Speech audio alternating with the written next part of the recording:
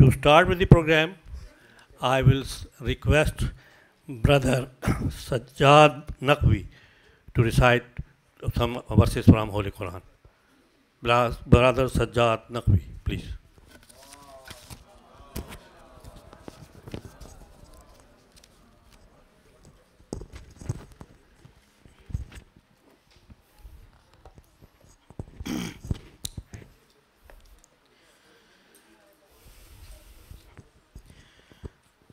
أعوذ بالله من الشيطان الرجيم. بسم الله الرحمن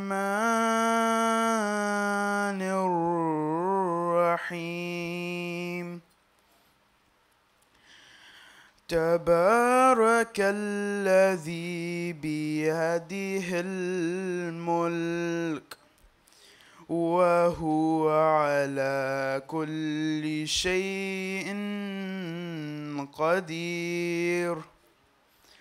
الذي خلق الموت والحياة ليبلوكم أيكم أحسن عملا وهو العزيز الغفور.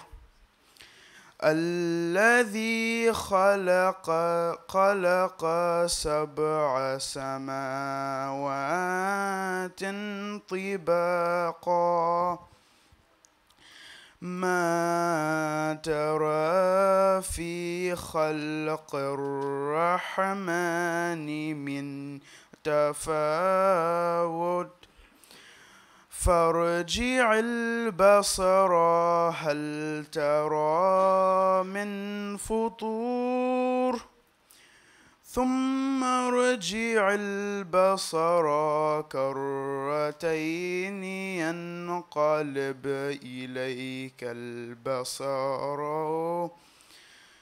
إليك البصر خاسئا وهو حسير. ولقد زينا السماء الدنيا بمصابيح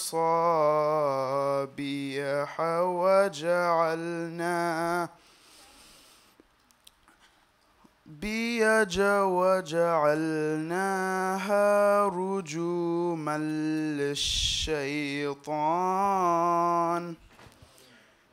الشياطين ويعتدنا لهم عذاب السعير. وللذين كفروا بربهم عذاب جهنم وبئس المصير.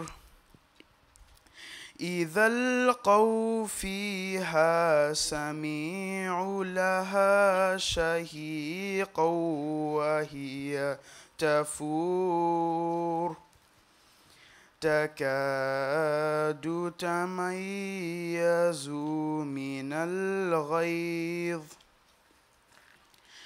كلما ألقي فيها فوج سألهم خزنتها ألم يأتكم نذير قالوا بلى قد جاءنا نذير فكذبنا وقلنا ما نزل الله من شيء إن أنتم إلا في خير نسمع أو نعقل ما كنا في أصحاب السعير السعير فاعترفوا بذنبهم فسحقا لأصحاب السعير إن الذين يخشون ربهم بالغيب لهم مغفرة وأجرا كبير صدق الله العلي العظيم.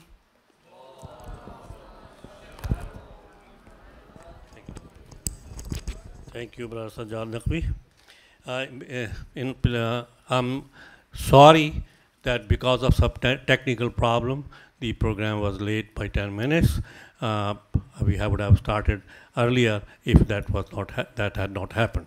I will request Qibla Hujjatul Islam al-Muslimin, Maulana Mahmood Abdi Sahab to take the chair so that we may be able to start the program. Please, Qibla, Tashmai.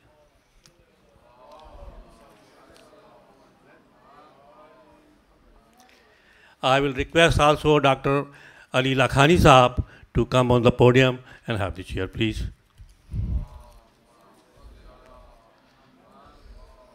And in the end, I will request Brother Yusuf, Chairman of IEC Hussaini, to come on the podium.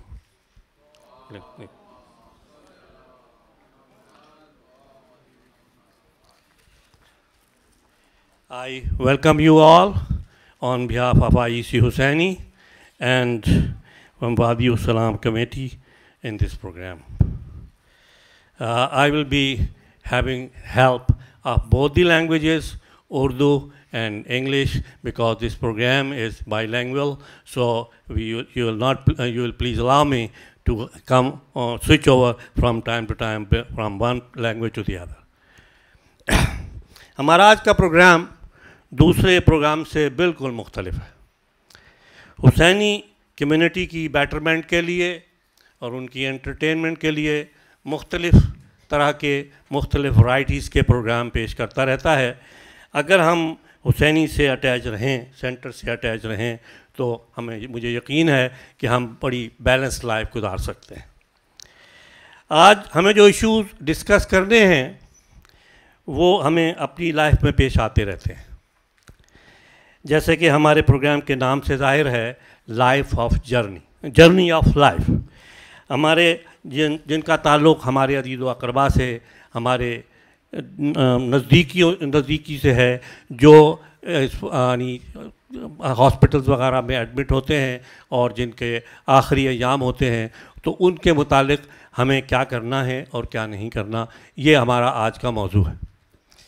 इस programme में मैं हुज्जतुल इस्लाम वल मुस्लिमीन मौलाना महबूब मेहदी आबिदी साहब का और जनाब यूसुफ भाई chairman IC Husaini का शुक्रगुज़ार हूँ, जिनकी कोशिश व काविश से ये प्रोग्राम पॉसिबल हुआ. उनकी पर्सनल इंटरेस्ट थी जिसकी वजह से ये प्रोग्राम हम कर पाए हैं. और मुझे एक चीज़ और कहते हुए बड़ी खुशी हो रही है कि हमारी कम्युनिटी में कुछ लोग ऐसे हैं अभी भी जो चाहते हैं कि ये काम होते रहें बेटरमेंट के लिए, लेकिन उनका नाम उसमें किसी तरह से ना आने पाए. उनमें से एक हमारा यूसुफ साहब भी हैं. इनकी पूरी कोशिश थी कि इनका नाम किसी जगह ना आए, लेकिन हालात ऐसे पैदा हो गए कि इनका नाम भी बीच में लाना पड़ा. इत्तेफाक, बिल्कुल मौलाना बिल्कुल सही फरमाया, इत्तेफाक. ज़िंदगी की एक ऐसी हकीकत है जिसका किसी तरह से भी जिसके बारे में कोई शक नहीं हो सकता. खुदा के वजूद पर लोगों को शक रहा और शक है. ये भी रहा कि खुदा है या नहीं है, और ये भी रहा कि अगर है तो कैसा है, और है तो कितने हैं, एक है या ज़्यादा हैं, उसकी ताकतें कितनी हैं, ताकतवर है या नहीं है. इन सारी चीज़ों पर शक. रसूल की रिसालत पर शक रहा और शक होता रहता है. पहले भी रहा, आज भी रहा. और ऐसा यहाँ तक हुआ कि सामरी ने जनाब मूसा का कलमा पढ़ा और पढ़ने के बाद उस अपने शक की वजह से उसको अपने तमाम की तमाम कौम को वरगला दिया. سرور کائنات پر لوگ ایمان لائے، نام نہیں لوں گا کسی کا، اور انہیں اس پر شک رہا۔ صلح حدیبیہ کے موقع پر ایک صاحب نے یہ کہہ دیا کہ میں ساری عمر رسول کی رسالت پر شک کرتا رہا، لیکن جتنا آج مجھے شک ہوا اتنا پہلے کبھی نہیں ہوا تھا۔ جب رسالت پر بھی شک ہوا اور پروردگار کی خدائی پر بھی شک ہوا تو امامت بھی اس سے محفوظ نہیں رہ سکتی تھی، یقیناً اس میں بھی شک کیا گیا۔ یہ حال تو تھا ہمارے اصول دین کا، فروع دین کا بھی حال اس سے مختلف نہیں ہے۔ جتنے بھی امور ہیں، حتیٰ کہ بعد موت کیا ہوگا اور کیا نہیں ہوگا، اس پر بھی اکثر حضرات جو ہیں وہ شک میں مبتلا ہیں۔ آج کی اس نشست میں ہمیں آپ کو موت سے ڈرانا نہیں ہے۔ اس سبجیکٹ پر مجالس میں آپ علماء سے سنتے رہتے ہیں۔ جو حضرات نماز جمعہ میں شریک ہوتے ہیں انہوں نے یقیناً سورہ جمعہ جو میں آیت نمبر 8 قُلْ إِنَّ الْمَوْتَ الَّذِي تَفِرُّونَ مِنْهُ فَإِنَّهُ مُلَاقِيكُمْ ثُمَّ تُرَدُّونَ إِلَىٰ عَالِمِ الْغَيْبِ وَالشَّهَادَةِ فَيُنَبِّئُكُم بِمَا كُنتُمْ تَعْمَلُونَ۔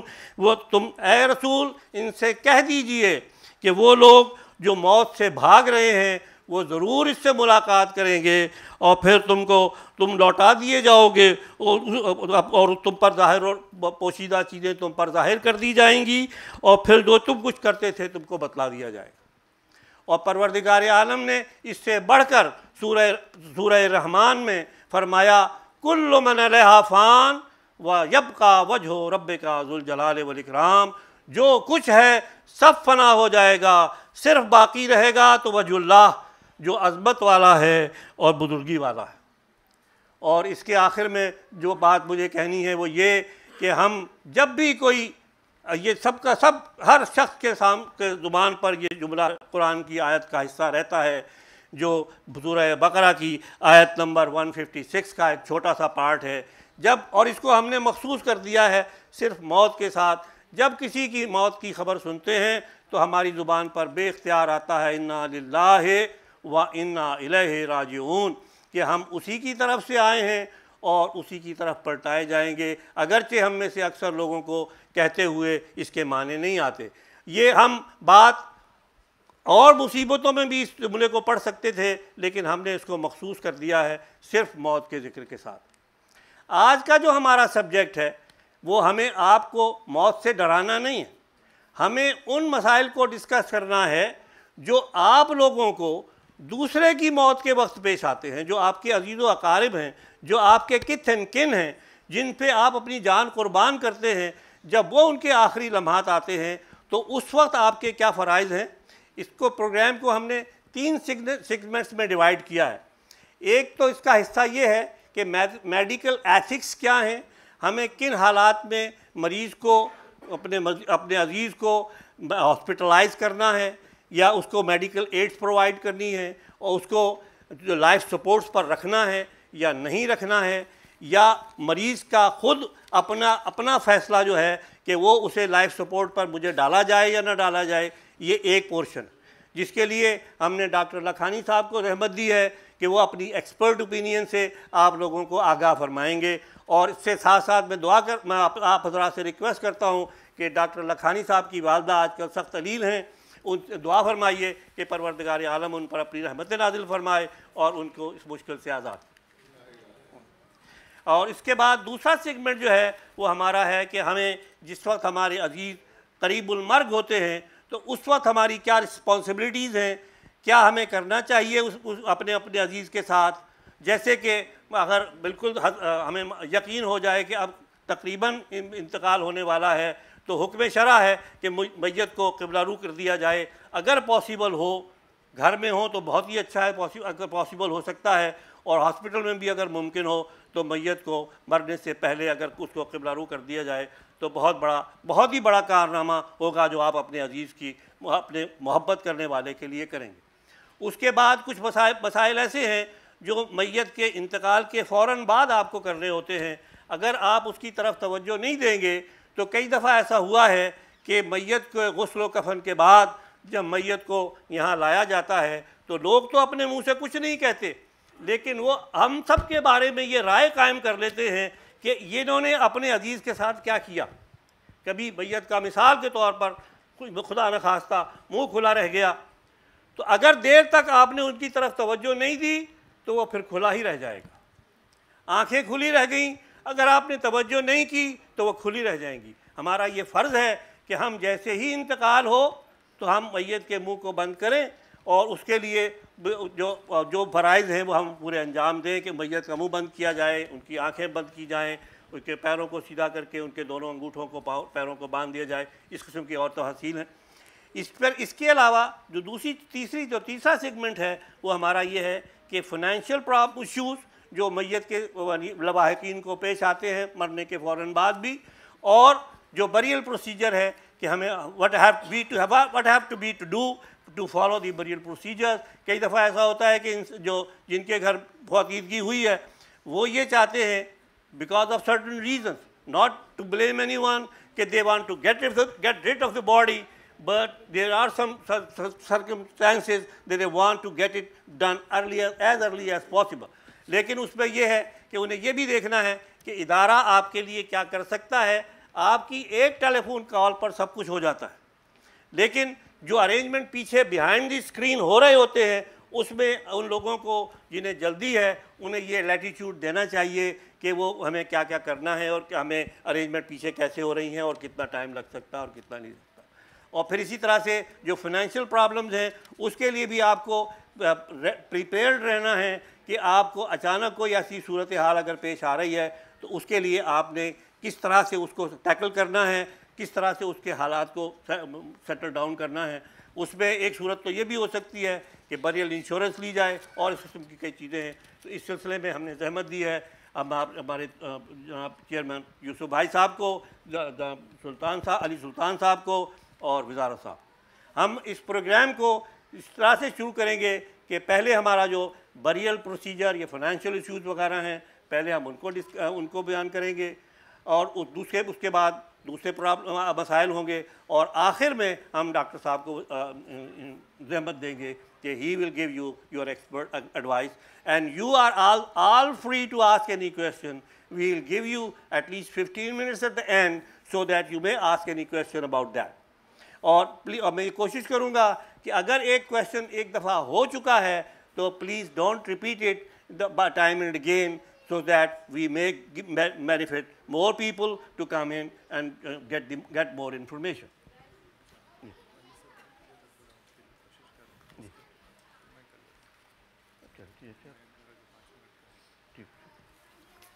So,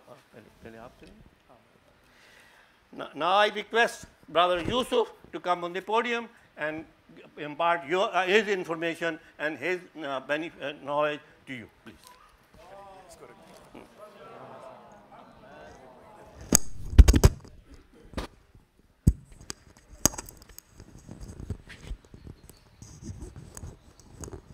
بسم اللہ الرحمن الرحیم ان اللہ و ملائکتہ یصلون علی النبی یا ایھا الذین آمنوا صلوا علیہ وسلموا تسلیما اللہم صل علی محمد و آل محمد وعجل فرجهم.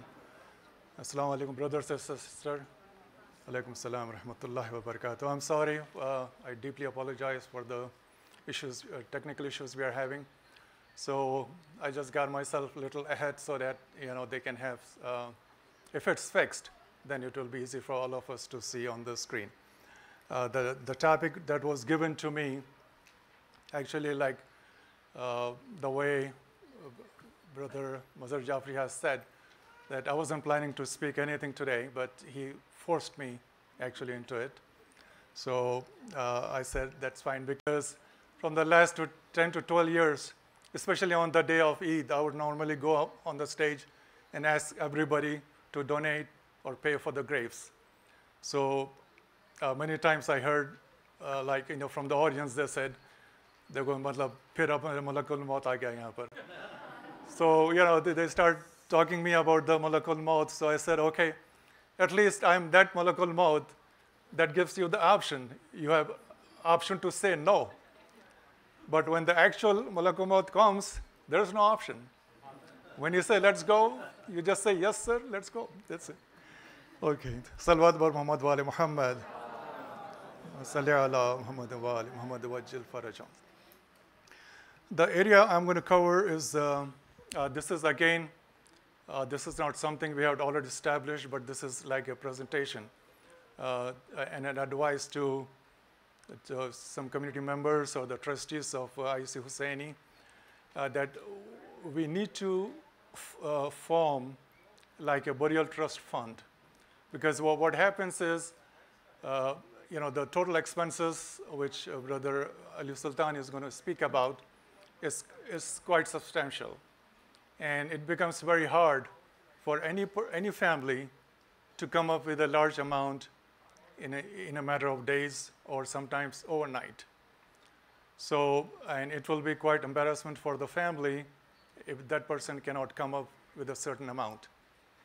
And as you all know, that with the exception of IEC or the Valley of Peace, the people who bury the person, the agency who carries the body from the hospital to masjid, to ghusl khana, they are in business. You cannot tell them, I'll pay you later. Okay, you have no choice. So either you pay or they won't release you the body. So, and at that time, I think it's just better to have a third party who can take over this little bit responsibility from the family.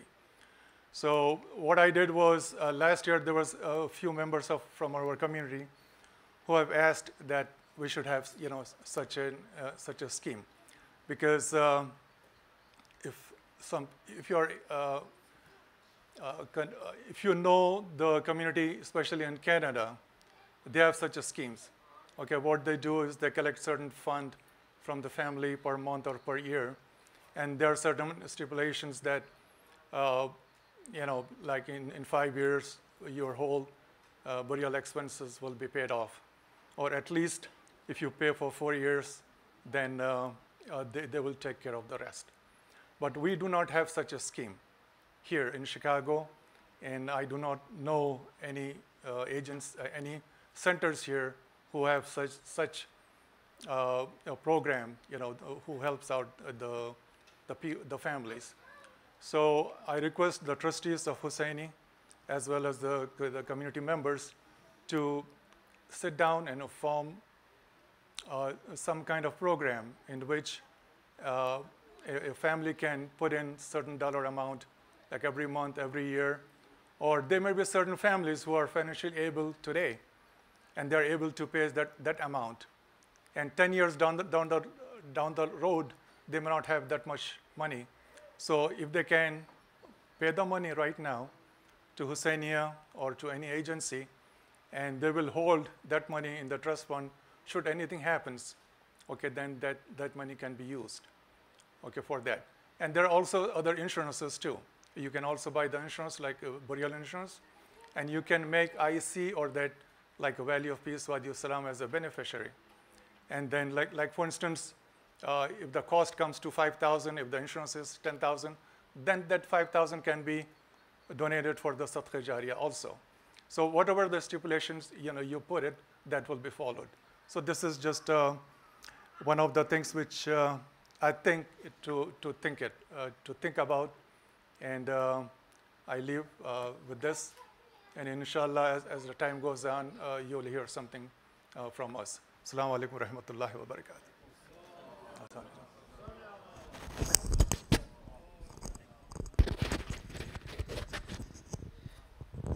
As I said in my earlier introducing sentences, words, my brother Ali Yusuf said the same thing to you, and it is now your responsibility to think about that. Sometimes it happens that you are short of money and you are financially stuck up, and the mishap happens. Then what to do? This is you have to think about that. And if you come with this suggestion, Husseini is there to support you. And after that, I will request Brother Wazarat Gohar to come and let us know about how we perform ghusl and what are the problems that we are facing when you do not get the body back from the hospital with all the things which are attached to the body when they are in need of medical help, and they leave everything over there, and then what their problems they face, he will inform you about that. And it is we think it's our responsibility that when we get the body of our deceased relative, so they remove everything, every tape, everything from that, because when we are performing the ghusl for the mayyat, the water should go on every part of the body. So please, I will request Brother Gohar, he will explain his point of view to you.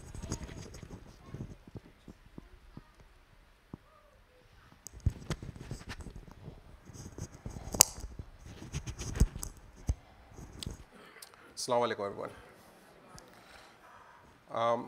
I think some of the things that I was planning on talking, but I think Mazhar Bhai mentioned a little bit, but I have a little structure to that.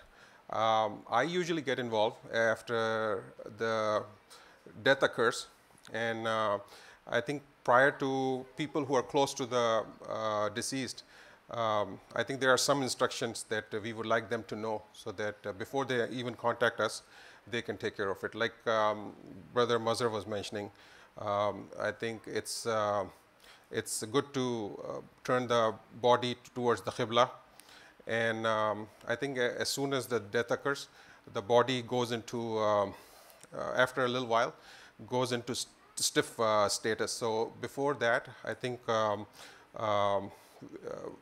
the people who are close to the death, they should straighten the hands out. If the eyes are open, they should try to close the eyes. And usually, after the death occurs, all the muscles are relaxed. So sometimes the mouth opens up. So it is advisable so that you can just bind the head so that the jaw is not open. After that, like Brother Mazhar was mentioning, talk to the nursing staff if the death has occurred in the hospital, and usually when the body is being provided some last minute assistance to survive, they have IVs and stuff. Sometime if the body is going through life support, G tubes, sometimes you have respiratory support. So all those things, if it's possible, have them remove that, because I think when the body comes to us, if all these things are, usually the hospital staff, since they don't have too much respect about the body, they just try to cut everything out. It is advisable for them, for the survivors of this deceased, to ask them to remove all those tubes and try to cover up those wounds that are open. Otherwise, I think the body starts oozing fluids that we don't want to handle in, when we're doing ghusl. But we do, sometimes it happens. After that, I think usually they try to contact us. And I think for IC, there's a phone number specified in the website.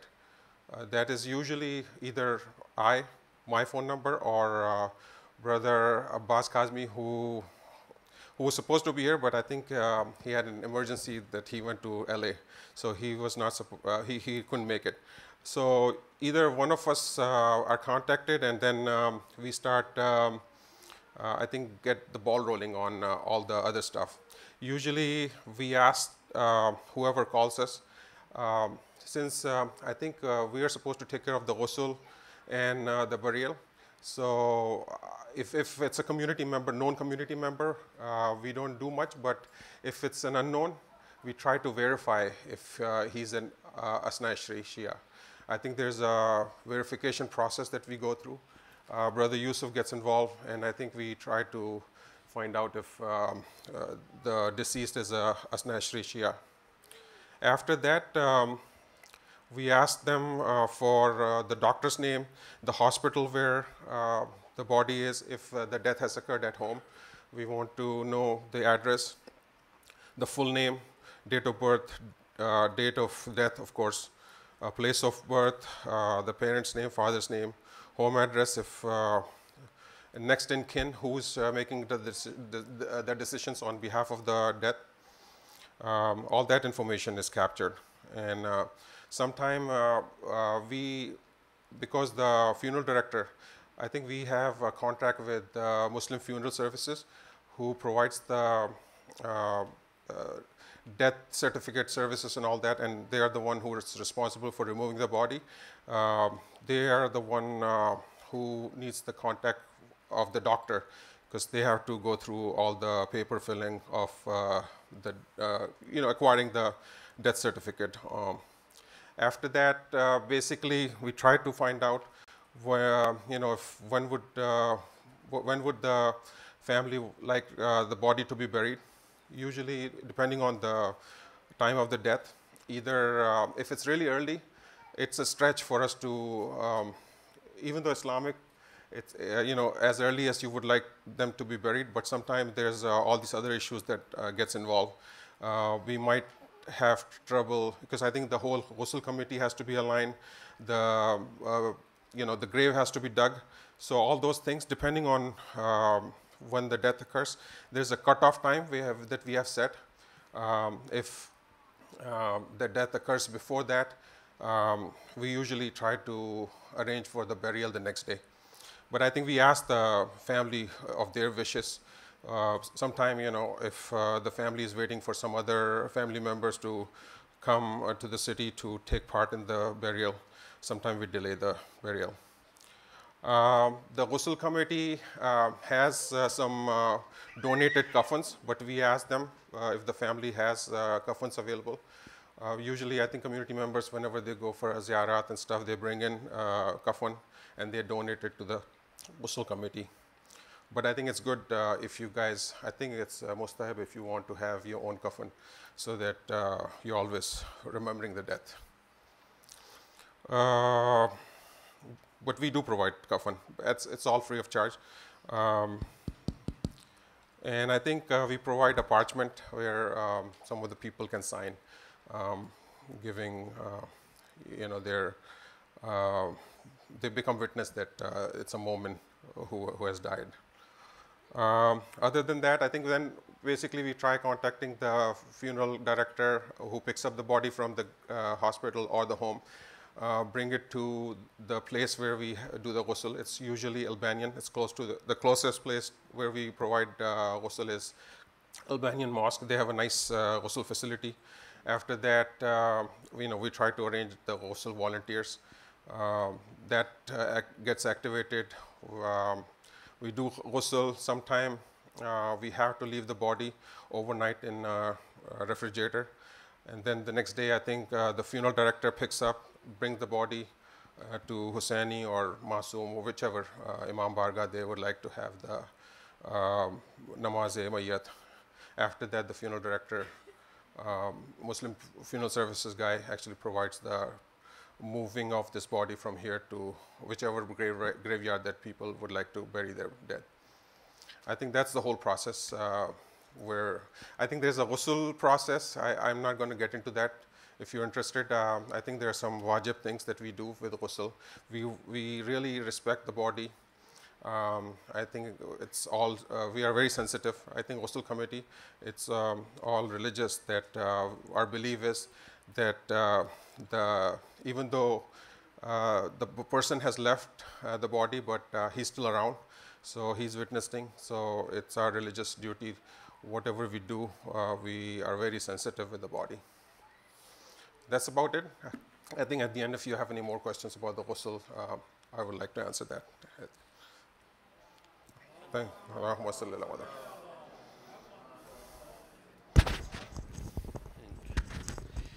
As I earlier mentioned, Parvardigare-e-Alam has said, "Kullu man alaiha fan wa yabqa wajhu rabbika dhul jalali wal ikram." He has created everything except one to perish. One will remain, and that is Noor-e Muhammad wa Ali Muhammad. But in this world, everyone will face death. एक शायर ने उर्दू में कहा है, जो जिंदा है वो मौत की तकलीफ़ सहेगा। जो ज़िंदा है वो मौत की तकलीफ़ सहेगा, जब अहमद मुरसल न रहे कौन रहेगा। जिसके लिए परवरदिगार ने सब कुछ खल्क़ किया, उन्हें भी इस दुनिया को छोड़कर जाना। इसके बाद मैं पहले पेशतर इसके कि मैं नेक्स्ट स्पीकर को दावत दूं, एक बात आपको मेंशन कर दूं कि ये जो एक्सपेंसेस की बात हुई थी अभी जनाब यूसुफ भाई ने भी की थी, उसमें ग्रेव के एक्सपेंसेस शामिल नहीं हैं, इसलिए कि वो आपकी डोनेशन से पहले ही हम लोग उसको ले चुके हैं, और अब हमारा ये फ़र्ज़ है उस इदारे का, वादी सलाम कमेटी का, कि वो आपसे कोई उस ग्रेव के सिलसिले में चार्ज ना करे। तो चूँकि आप ही की डोनेशन से तो वो बना है, तो वो उसमें शामिल नहीं है। उस एक्सपेंसेस में एक्सपेंसेस वो हैं कि जब आपके अजीज़ के जिस्म को हॉस्पिटल से गुसल खाने तक, और गुसल खाने से फिर यहाँ हुसैनी या दूसरे किसी भी इमाम बारगाह में जहाँ आपकी ख्वाहिश है वहाँ पर, और फिर वहाँ से at the place of burial, वहाँ जब जो ट्रांसपोर्टेशन है उसके चार्जेस हैं, या जो ग्रेव यार्ड है उनके जो लोग हैं उनके चार्जेस। इसमें एक चीज़ और भी है, अभी वज़ारत साहब जो बात कह रहे थे, he didn't mention the time, there is a cut time. उसके बाद अगर मैयत जो है वो वहाँ पर पहुँचेगी तो they do not offer their services, so we have to reach there before 3 PM in any case. तो कई दफ़ा ऐसा होता है कि लोग चाहते हैं कि उसी दिन सब कुछ हो, तो वो अगर वो उस प्रोसेस में डिले हो रही हो तो we have to switch over all the things to be done on the next following day. एक तो चीज़ ये है। दूसरी चीज़ ये है कि expenses on weekends they are increase by them, not us. वो they charge more for the burial procedure on Saturdays and Sundays extra. So we just inform the relatives that if you want to bear extra expenses, you can do that process on weekend days, but sometimes because of to avoid that extra expenses, they choose that instead of Saturday and Sunday, the following day the process will be done. So you always respect your feelings and your suggestions, but sometimes we get involved because of your pressure. So please do avoid that, be considerate that what pressures we are facing. तो इसके साथ साथ मैं brother Ali Yusuf साहब से दरख्वास्त कर रहा हूँ कि वो अपनी प्रेजेंटेशन के साथ आप लोगों को अपने ख्यालात से अपने इंफॉर्मेशन से आप लोगों को शेयर करेंगे। अली सुल्तान साहब, I am sorry for that, thank you for correction. Ali Sultan साहब।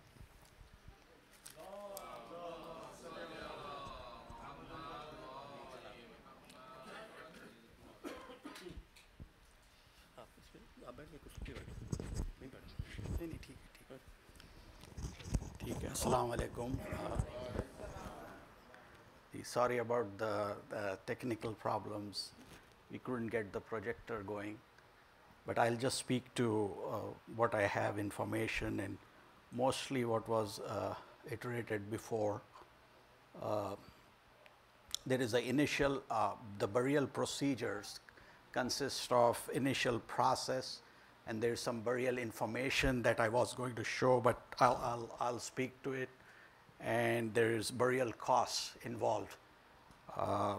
So the initial process, like Brother Wizarat was saying, first the committee gets a call, and we are informed if there is a deceased person, and then we start the process. And there is some preliminary information that is collected, some essential and very crucial information, and we have to bear in mind that it has to be precise and specific in spelling, no spelling mistakes in the name, the deceased person, and the information of date of birth and date of death and place of death and place of birth. All that preliminary information is first collected. You want to try it? After the initial information is collected, then we try to verify and confirm with Maulana Sahib and Brother Yusuf whether it's a Shia burial. that is very essential. We have to confirm and make sure it is Shia burial. And then I get to call the office and start the arrangements for digging the grave and picking out the lot and the grave site. Vizar, change.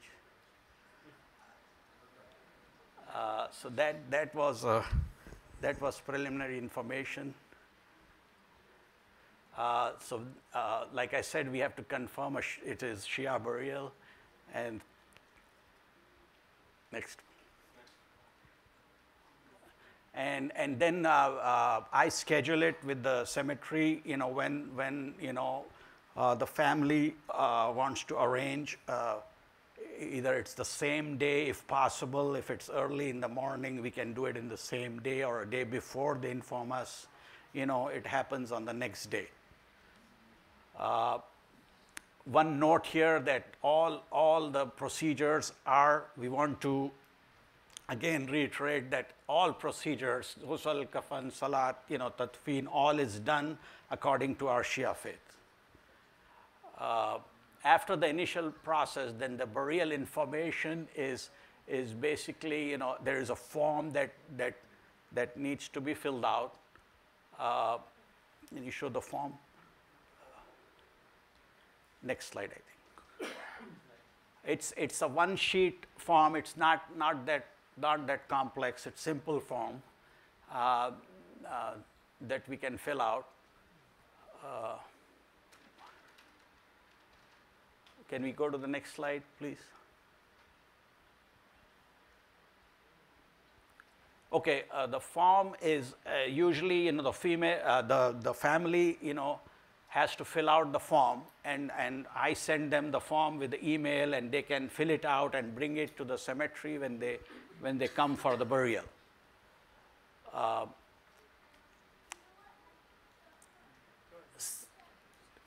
It's okay. Wizarat. So some of the costs involved are, first of all, the grave itself, the grave site, there is no cost. It's all, like Mazhar Bhai said, it's all on a donation basis, and the graves are, given out, without cost. The second one is for the preparation of the body, the ghusl and the kafan. There, alhamdulillah, we have volunteers from ladies and gents, they all volunteer, and it's all, again, no cost for that. The transportation is not Wadi Al Salam, committee that takes care of it. It's outside Muslim funeral services that deals with that, and they offer the transportation, and they have a charge for it. It's between $850 and $1,300. They also take care of, taking the body to the Albanian mosque for the ghusl, keeping the body there, bringing it to either, Husseini IEC for the salat, and then taking it to the cemetery. They also pick up, initially pick up the body from the hospital or the house. Then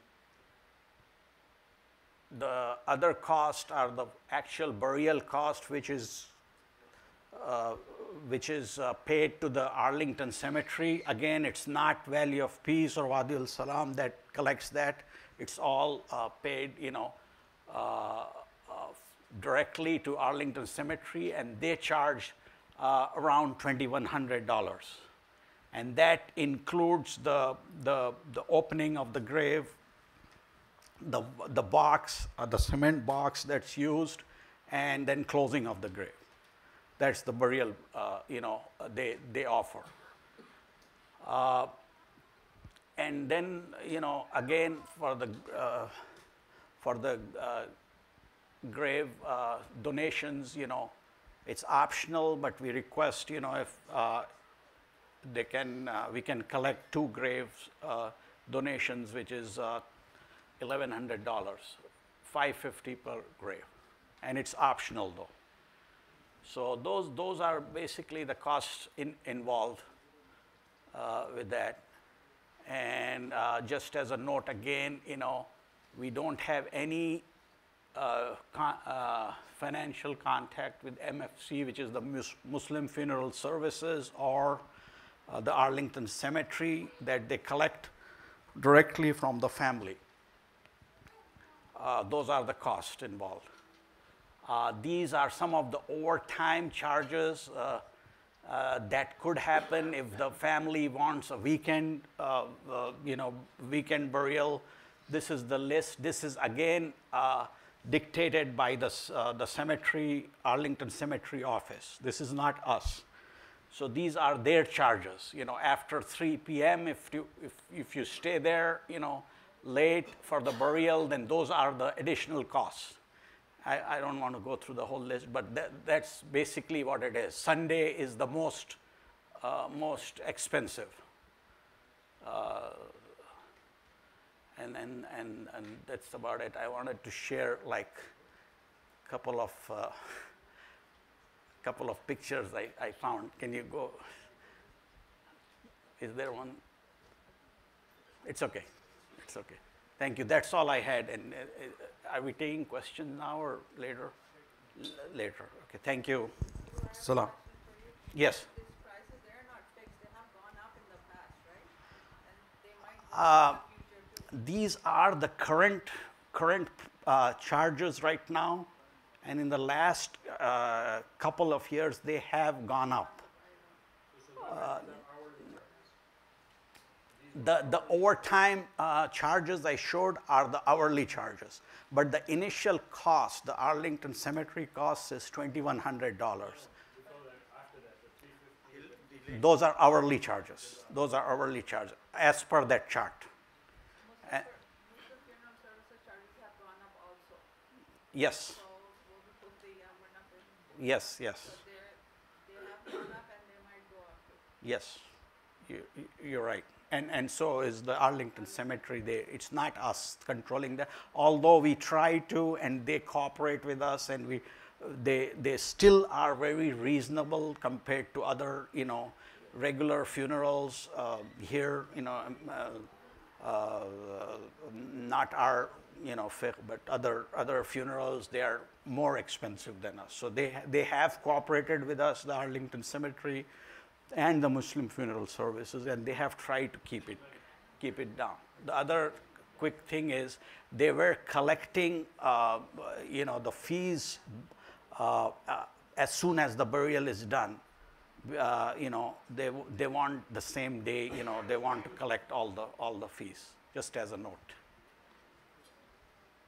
Any other question? Okay.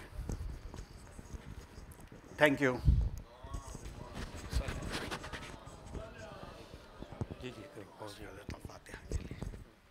One request, please, if you can recite a Surah Fatiha for all marumeen, especially our marumeen. Thank you.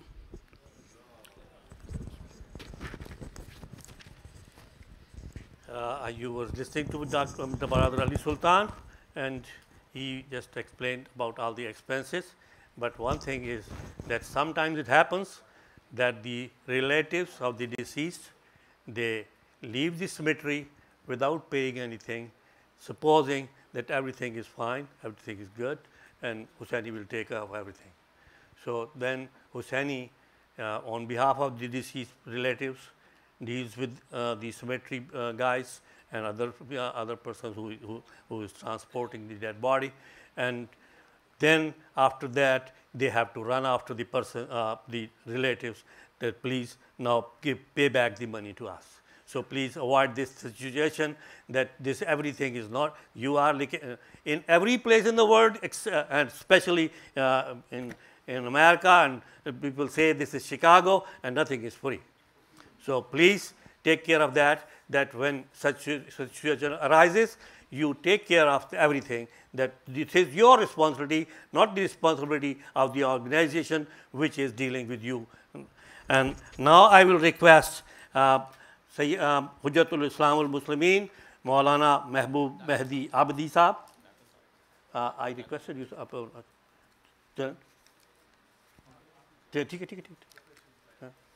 and he will be imparting the information about preparation, planning, what to do in near-death situations, obligations after death.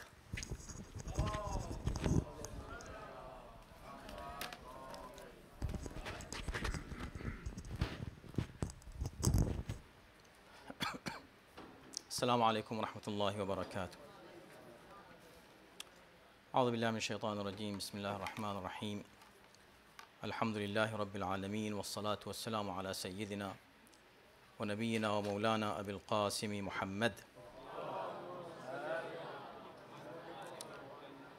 وآله الطيبين الطاهرين المعصومين. أما بعد فقد قال الله في كتابه الكريم بسم الله الرحمن الرحيم كل نفس ذائقة الموت ثم إلينا ترجعون. So, of course, this is a very wide and very vast subject. We can talk on various aspects of this subject. And you always hear from ulama, from the member. My topic is preparation and planning. For what? For death. Death of whom? Our own death. And also learning and knowing the obligations about the death of other people. When other people are in a situation when they are dying, as you just heard from my other brothers who were talking today. So what you should do, but also what should you do about yourself? How you should prepare yourself for death. So preparing for death for ourselves is in a way wajib and in a way mustahab. Wajib in the sense that you should always remember Allah subhanahu wa ta'ala, and you know that someday I'm going to die. The day a child comes in this world, Imam says he starts dying. Why? Because every single breath of a man is a step towards his grave.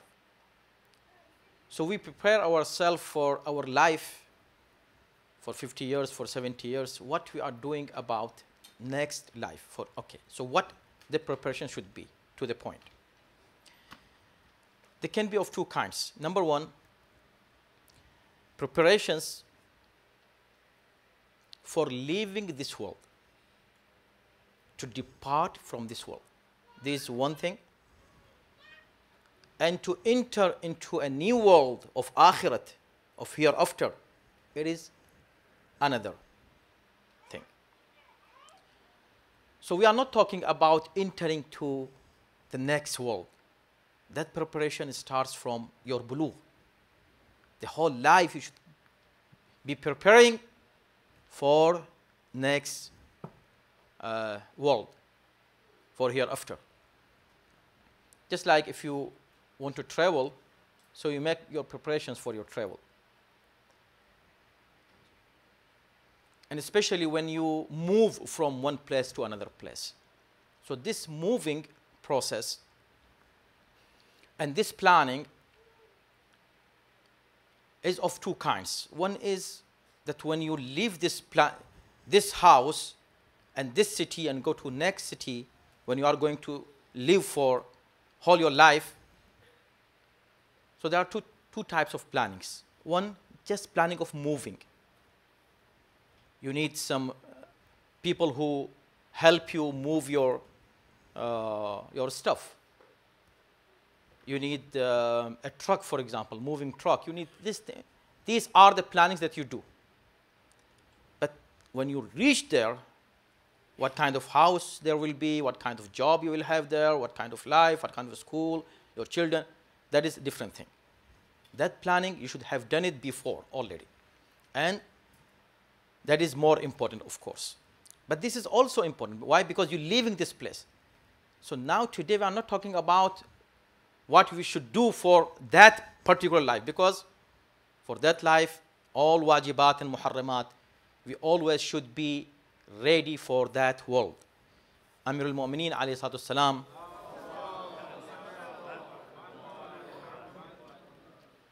when he was asked about isti'dadul maut, preparation for death, so very beautifully he said,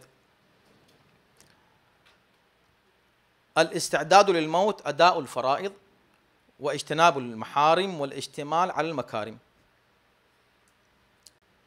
Just do your wajibat always. Never abandon any wajib. Don't go close to any haram. والاجتمال على المكارم, and whatever more you can do good, do it. These three things. Wajib, do it. Haram, leave it. And do more. ثم لا يبالي وقع على الموت أو وقع الموت عليه. Then a person should not worry whether the death comes to him or he goes to the death. Because death is not something to worry about. That is a reality and truth. So this is one thing. So what should we do for that preparation? First part of the preparation, not the next part. First of all, keep remembering. Whenever you plan for anything, keep the death in your mind. I don't want to prolong this, otherwise I have so many good stories I could mention here, but it's not, since it's not a speech. So I'm leaving everything. One of the preparations of death is, can you imagine that? It is that you should care about your health. About your health. Your eating, what you eat. Your timing, your schedule, your hygiene, your health. Health is important. Care about your health. Be healthy. Being healthy also is kind of preparation for good depart from this world. You want to depart correctly in a good way, be healthy. So you don't be burden on other people in the end of your life. Okay. And there are so many tips in hadith and Quran about it.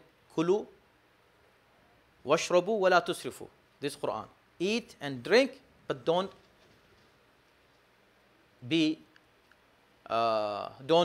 excess the limits. Don't exceed the limits. Kul wa anta tashtahi. Eat when you are really hungry. Organize your life, your timing, sleeping, getting up early in the morning, and following the rules and laws and timing of salat. This is one. The next step is this. If you get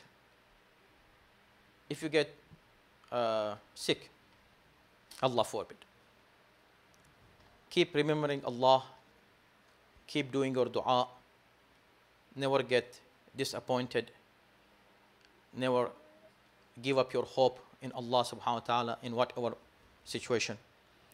Always say Alhamdulillah ala kulli hal in all situations. Never complain to Allah the situations. Be patient.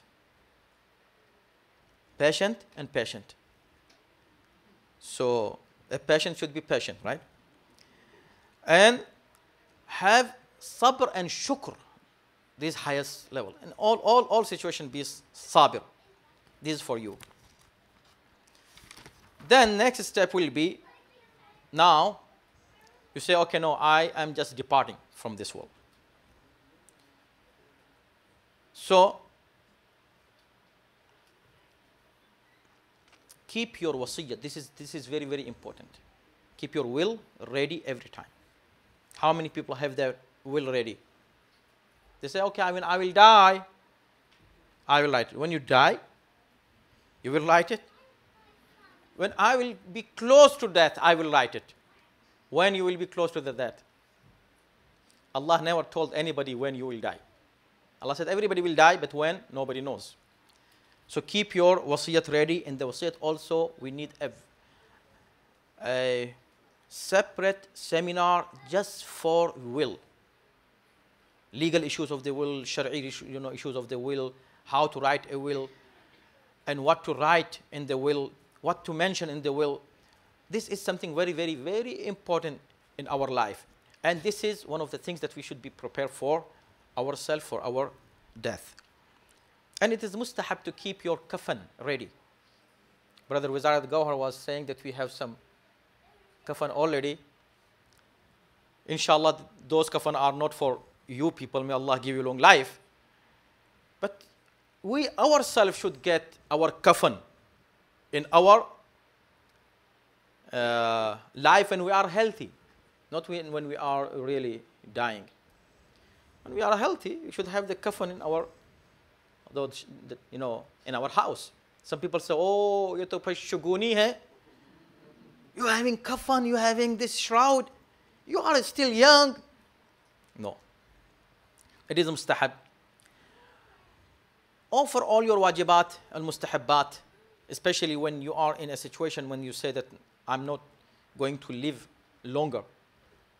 Quickly get prepared. All your wajibat, mustahabbat is fine, but wajibat. But if you cannot do them, write them in your will. Say, I have this many wajibat on me. Give your amanat. Any trust if you have from somebody, give them back.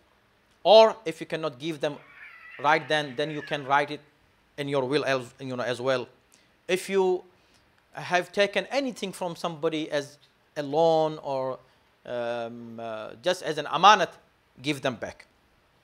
Your khums, your zakat, your everything should be clean, just clean. Try to go clean to your Lord as much as possible from your side.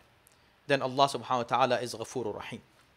This is what is necessary for us to do ourselves. Now, what should we do when somebody else is dying? This is the second part of my speech. Of course, many things to say and some issues that you just heard. There are two things, one akhlaq and one fiqh. According to akhlaq, there are some rules and laws. According to fiqh, there are some rules and laws to follow for a dying person. What are those? There is a long list of that, and I had a presentation. Few years ago, I had several presentations in Maryland in such a funeral seminar. Of course, we don't have this much time. I hope, inshallah, you might be able to have such seminars more, so we can benefit from those information. First of all, somebody is in the hospital in critical situation. You heard about him. We, of course, pray for him always. This is our custom. We do it. You go to visit him.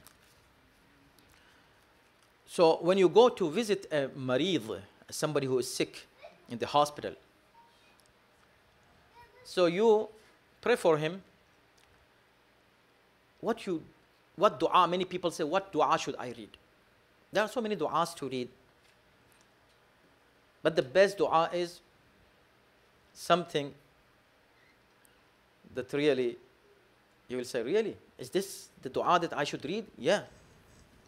The dua that you should read is, the best dua that you can read on a marid is, what is it? Surah Fatiha. You can say, Fatiha. You say, what? He's not dead yet. Fatiha, one of the names of Fatiha is Shifa. Surah Shifa. Surah Fatiha. Surah Hamd. Sab'a Mathani. One of the names of Surah Fatiha is Surah Shifa. Imam Ja'far al-Sadiq alayhi salam says,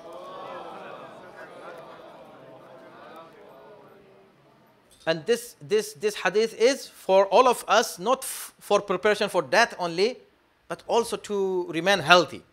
What Imam says, لو قرأت الحمد على ميت 70 مرة ثم ردت فيه الروح ما كان عجبا. If somebody reads 70 times Surah Al-Hamd on a dead person who died, and he comes back to life, it is not something amazing or wondering. It is fine. It can be. It is possible. Why? Because of the power of Surah Al-Hamd. And another hadith says, Ma qara'atu. This is very good for all of us. I never had any pain anywhere in my body. And I read 70 times Surah Al-Hamd, 70 times. The Ma'soom says, this never happened that pain didn't go away. This never happened. Always after reading 70 times Surah Al-Hamd, the pain goes away forever. This is for Marid. Now, one thing is called Halat Ihtidar. I have to finish now. Halat Ihtidar. Halat Ihtidar when he's dying. While he's dying, you have to. Many people don't know. Many times when I go to visit to the hospital, I see that the person died and he is still in a situation where he's not towards Qibla. Why? Because the bed in the hospital are not towards Qibla. And towards Qibla, there are 3 ways to put a mayyit towards Qibla. While he is dying, when he is dying, until you take him to the ghusl place. Then, after ghusl and kafan, when he put, you put him for salat. And then, third one is in the qabr. In all these 3 situations, he should be facing Qibla. But all these 3 situations are different. In different way, he is facing Qibla. In Halat Ihtidar, when he is dying, when you know that this is his last moments, last breaths, and the doctor comes and say, okay, he is just saying goodbye to you, and you say, bye-bye. He is going. Oh, really? Yes. So what you do is say, can you please move him towards this Qibla, the way that he is laying down to, on his back, but his feet and his face is facing Qibla in such a way that if he sits, he will be facing Qibla. And the other 2 situations for Salat and for Qabr, I'm not mentioning that because of the time. Read Talqeen when he is dying. When he's dying, people start just screaming and crying. This is natural, it's fine, it's not haram to cry. Natural. But there should be some people who should be sitting by him and telling him, remember, Allah is one. Muhammad sallallahu alaihi wasallam is his Rasul. Remember, Imam Ali alayhi salam is your Imam. Don't forget him.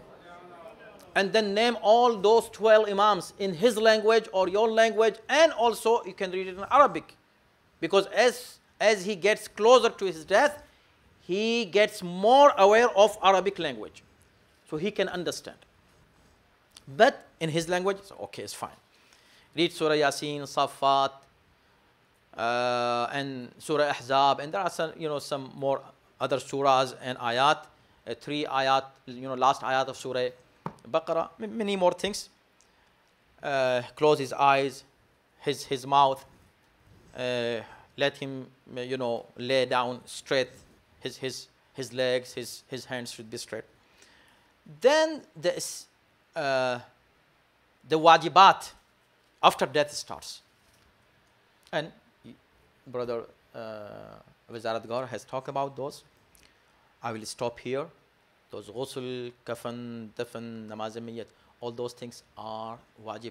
How to take the mayyit, tashyi' janaza, all these have adab and manners we should know. It is our obligation.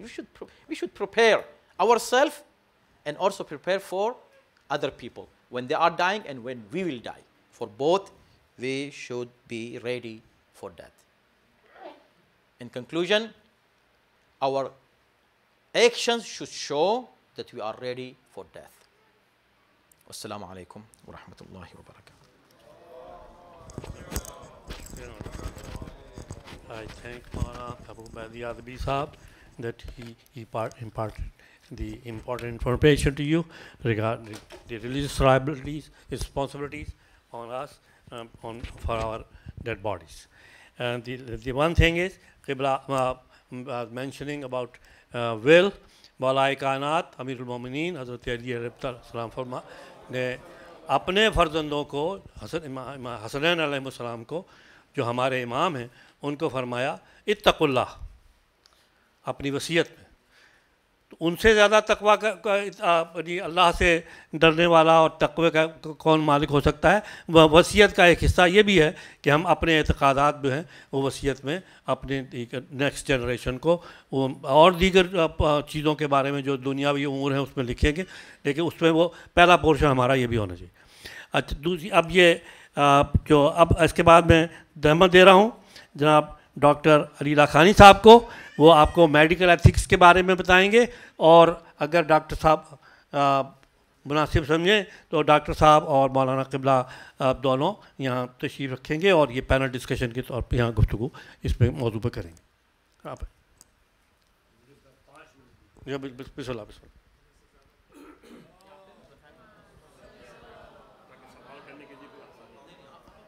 बिल्कुल सही बात है। Assalamu alaikum. Now that we have actually buried the person, cost and everything, we are going to revert back and find out what we have to do when the patient is near dying. So as soon as I think a person gets sick, the first thing that happens is people, when they are exposed to the hospital, there are some terminologies that are used by doctors, by hospital staff, that everybody gets confused about and also is very apprehensive about. So what I have done is talking about end-of-life issues and ethics. I have included a few things over here that we all hear when a patient is going to the hospital in an emergent situation. So some of the things that doctors or emergency room doctors start talking about is full code. So patients are like, the family is concerned about that.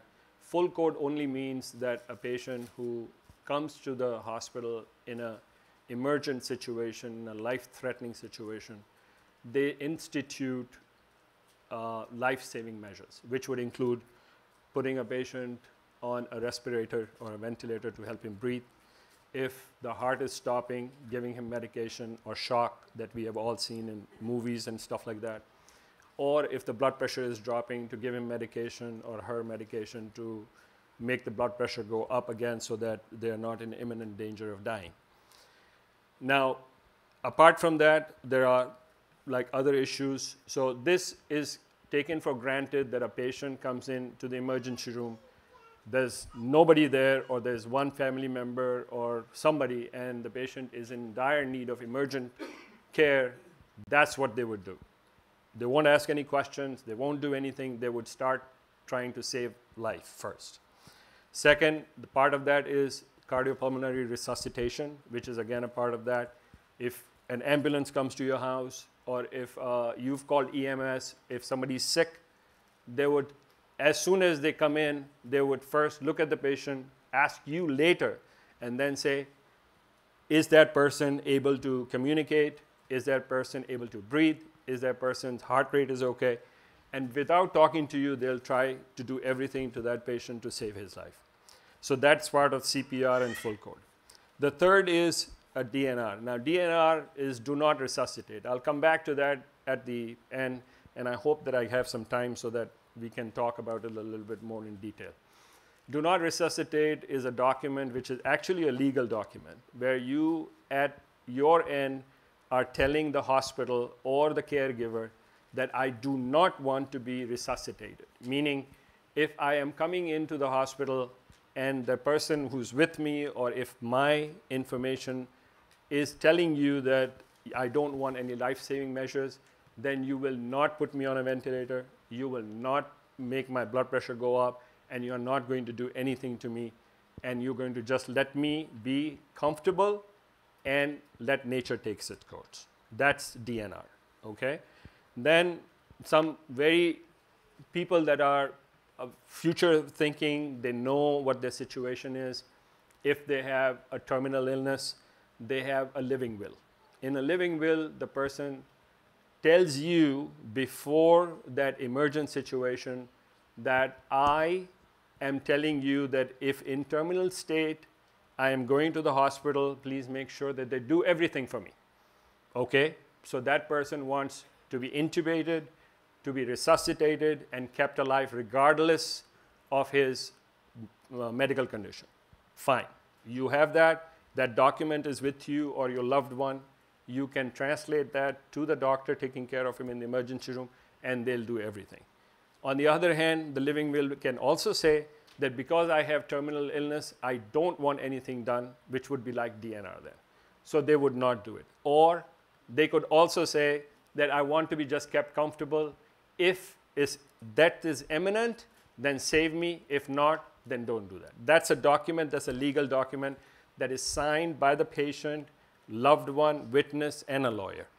And then there is one which is known as power of attorney, or advanced directives is one of them. Advanced directives is like living will, and it just tells the caregiver or the person who is going to be in the hospital taking care of the patient that these are the steps that I have to take if the person is in imminent danger of dying.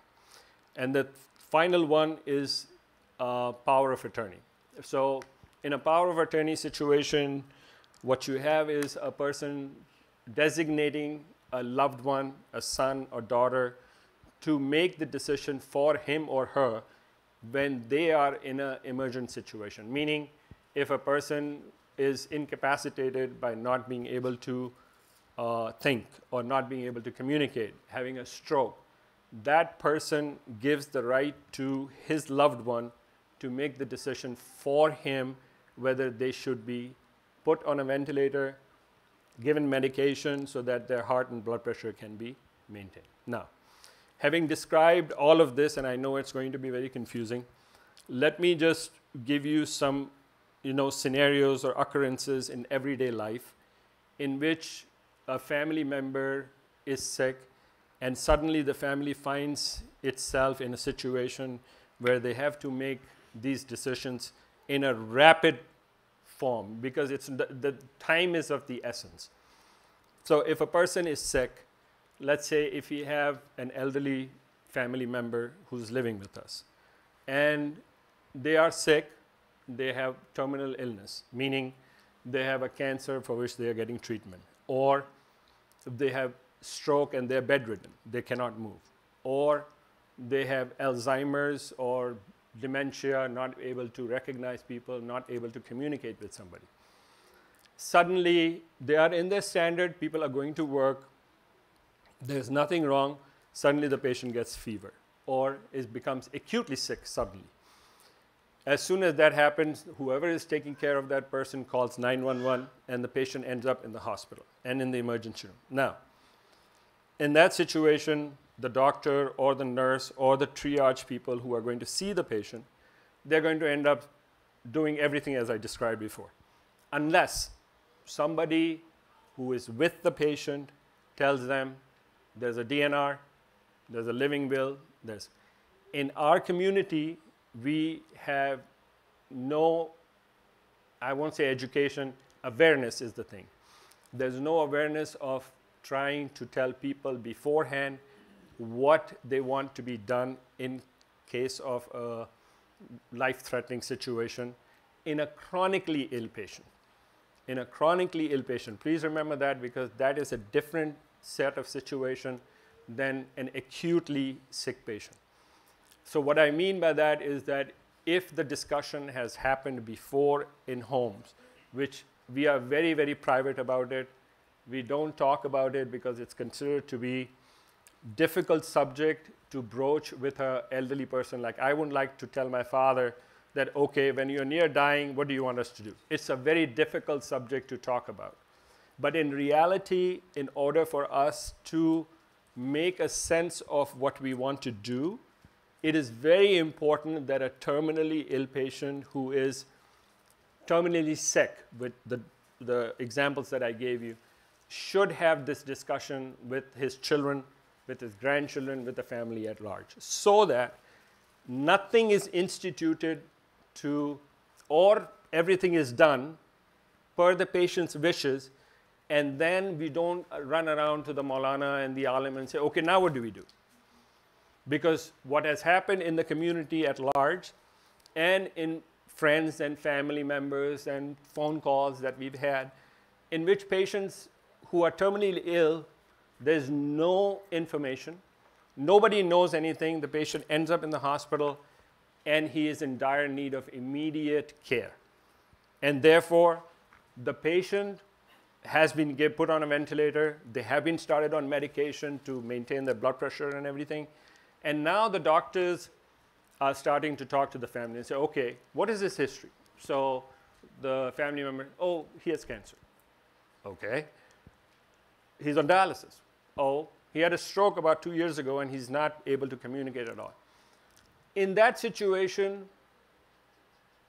the hospital, the doctors, the caregivers all turn around and ask the very obvious question, does he have DNR? And as soon as that DNR word comes out, our community is completely out of it. They all get all messed up because now there are emotions that are involved. Now there are things that they are thinking, oh my God, they don't want to help my family member. They don't want to do anything for them. They want to just kill him. They just want, because they're considered about their money, which is all true. I mean, there is a level of care that is given to patients, and there is issues that you have to also understand that what the hospital, from the hospital's point of view, that's where I come in. And I can see, because in daily life, I see patients who are terminally ill and who come in the hospital in a very acute situation, and I am the one who's telling them, don't do anything. Because there's no way that you are going, even if you save him from an infection or anything, the cancer is going to kill him anyways. So what are you doing? Let nature take its course. We'll keep him comfortable. We'll make sure that, there's no pain, there's no discomfort. One of the major issues in our community, they're not feeding him. Oh my God. I mean, it's like, why are you killing my patient? This is very, very difficult to understand, but I can understand from my perspective because I've had loved ones in that situation. So in that situation, you have to be very, very careful as to what you are talking about and your understanding of what emotions are very high at that time. And anybody who comes around from the patient's perspective is very, very defensive. And the hospital is suddenly an enemy, that they don't want to do anything. And I think that is not a very correct way from our community to behave, and they should be objective. It's difficult, I understand that. The loved one is sick, you need to know what's going on, and you have to make a logical decision. Like it happens in Pakistan, in India, people get sick, people die. And over here, the problem is that if a person dies at home, and there is no doctor who certifies that the patient was sick, the coroner gets involved. Because the coroner certainly wants to make sure that the patient wasn't killed by somebody. So everybody's afraid of that. So they rush to the hospital, but without the information. So you see the dilemma it presents to the hospital, to the loved one, and to the patient. Because now you're subjecting the patient to care that probably is not necessary. But because of the emotions, because of the connection with love, and you feel guilty if you don't do anything, because you're saying that you're abandoning a sick person who is a loved one, a father, a mother, a grandmother, and it's very difficult. So my suggestion, and what I want to kind of communicate this to the community at large is that please have these discussions beforehand. Please make sure that you have talked to a terminally ill patient whether they have cancer, whether they have heart disease, whether they've had strokes, that what do you want us to do in a situation where you are sick, and do you want everything done for yourself? And then if yes, then fine. Okay, that's fine. If that's the wish, you should do it. And we have loved ones who have said that, knowing fully well that they have, you know, a neurological disease in which they are not able to communicate, they're not able to talk, they're not able to eat, they have to be taken to the bathroom, but they want to live. Fine. There's nothing wrong in that. I mean, that's a decision that a person has to make if they have to make it in their mind and they're capable of thinking through it. This is fine. But if a person turns around and says, no, I don't want anything done, I've had a good life, I've seen my grandkids, I've seen my son grow up, I'm happy, everybody is independent, and I'm ready to go and meet my Lord. And like Maulana said, that you have done your wajibat, everything is fine, and you go peacefully out. That's one. Now, the more difficult part, now this is, I'm going to stop over here for the chronic part. Now, I'm going to go into an acute part. Now you have a patient or a person, now I won't even call them a patient, who's an active member of the community, is the bread earner for the family, is very, very involved with daily life activities, and they suddenly meet a road traffic accident, okay? Or if they have, you know, a stroke, and suddenly they're not able to talk. Or they have something, thank you. If they have something where, you know, they have a heart attack, and suddenly the heart is not capable of handling the situation.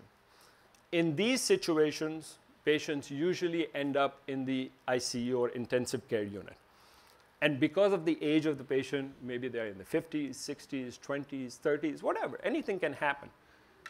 They end up in these situations in an ICU setting, and they are given all the measures, all the life-preserving interventions are given to them, meaning they are put on a ventilator, they're given medication to make sure that their blood pressure is okay, they're given antibiotics to fight the infection, they're put a peg tube in them to feed them, they're put in catheters, everything. And if they need dialysis, they'll give them that too. After 5 days, 6 days, 7 days, 10 days, a week, and now the family is coming and going, and everybody's satisfied that they're getting the best care that they can. And there's always hope. There's hope that the patient would wake up, that the patient would turn around and, you know, be in from a coma, would wake up from a, you know, but then in certain situations, the doctors come around after the 7th day or 10th day, and they turn around and say, Mr. Lakhani, I'm sorry, but we feel that your loved one is got a terminal condition in which they are brain dead. Now, when you say brain dead, now everybody is like concerned, okay, what is he talking about? Brain dead basically means by Illinois law, that person is a non-entity. That person is dead. Now, the person may be on a ventilator, the person's blood pressure is going, the person's heart rate is going, and the person's respirations are fine. And you are coming in as a family member and say, it's fine. Why are you calling him a dead person? Oh, well, the person doesn't have any blood flow to their brain. So even if the blood pressure is okay, the heart rate is okay, and he's breathing with the help of the ventilator, he's not alive. And you cannot fathom that, because you are seeing a person, loved one, young, in a situation where they is lying down, and for all practical purposes, you're talking among your family, say, yeah, tomorrow he's going to wake up, he'll be fine. And then he'll be rehab and everything. The doctor is telling you, not going to happen. Patient is in a coma, not going to happen. And you are against hope, hoping that that person is going to wake up. Not going to happen. 10 days pass, 15 days pass, 1 month, 2 months. Now the hospital is like, okay, what do you want us to do? Because every day that person is in the ICU is costing the hospital about $10,000. Your insurance is paying them $1,000. If it's a Medicare patient, they're paying them minimal amount. So they're incurring this cost of keeping that person alive when they know that that person is not legally alive. It's a very, very difficult situation. Coma, same thing. So they start talking about long-term care facilities, and suddenly again, the family is thinking the hospital is abandoning us. The hospital doesn't want to do this because it's money and all of that stuff. But please understand that the hospital, what they're trying to do is to make you understand that the situation is such that it's irreversible. And it's unfortunate. In an accident, people go into coma and then they don't wake up. But there have been instances where people come in and tell me, hey, but 2 साल के बाद तो वो बिल्कुल सही था. Okay. Now I'm thinking, did I say something wrong? But I don't know. Then they would put the PEG tube in, they do the tracheostomy. Now you are caring for a person who is basically 99% not going to come back. But it becomes a death vigil now. Now the family members is constantly going over there, hoping against hope, duaएं पढ़ रहे हैं, सब कुछ, you know, everything is happening, which is fine. But it's not going to happen. So in these situations, obviously, there's no DNR, there's no living will, there's no prior, you know, and the power of attorney, then the hospital turns around and says that if you don't have anything, then who is the next of kin? So let's say a son is there, a wife is there. So they would ask them, would you want us to stop all this treatment? So they run back to Maulana Mehboob Mehdi. वो तो बोल रहे हैं कि बंद करो ये सब. And Maulana is like, can't do it. Because from a Shara'i point of view, as I have discussed with him before, and we have talked about it in different situations, in different family members and in community at large, that once a life-saving intervention has been started, meaning if a person has been put on a ventilator, if there have been medications that have been given to them that would maintain their blood pressure, or if they've been given antibiotics for also. And if that is keeping the person alive, then you can't stop it. Now, from a Shara'i point of view, there is definitely a conflict that we have with the establishment that's out there. How do you resolve that? So now, this picture, if it's clear in your mind, then the best thing that I can say for myself and the community at large is, in a chronic situation, please make sure that you have a living will, a person designated like a power of attorney, or a person who knows what DNR is, and then make sure that that information is disseminated to the caregivers so that as soon as the patient hits the emergency room in an acute situation, you know exactly what to do. So there is a patient, as an example I'm giving you, who's 55-year-old. She has been sick. She had a stroke. She was bedridden. She had nothing. And she ended up in the ICU with an infection in her blood. So the doctors came in and said, okay, we are going to put a catheter here. We are going to do the line here. And we're going to start the antibiotics. And this. So the family member turned around and said, no, please don't do anything. She has suffered enough. Let her go. Just keep her comfortable and peaceful. Now, having said all of this, and having taken you into a journey in which different situations happen, I cannot predict all the situations. They're all different. There are all different people that are involved. There are young people, 20-year-old, 25-year-old, that you would give your life to keep them alive. I know all of that stuff because I see it on a daily basis. But there's nothing you can do. There are things that you have to understand objectively to make a decision. From a Shara'i point of view, in my discussions with the Maulana and other people, and there are other Maulanas also, they talk about quality of life issues. There are other Maulanas who talk about the basic Shara'i. This is the black and white. If you have instituted something, life-saving measures, you are not going to stop that. That's it, regardless. If the person dies on his own, then that person dies. And there have been instances in which patients have died while being on a ventilator or on medication. I've personally experienced that. Has been there. But from a Shari point of view, that is. But I have heard from East Coast, West Coast, there are Maulanas who say, well, inki zindagi ka maqsad kya hai? And if the doctor is saying, well, they're not going to be a whole human being again, they're not going to be able to communicate with people, they'll not be able to socially interact, they'll always be a vegetable. then they say, well, there's no point in keeping it. So these are our alims that say, well, quality of life. But in my discussion with Maulana Mehboob Mehdi, it's a no-no, and he's described one of the marja who says that this is akin to killing a person. So you have to be very careful.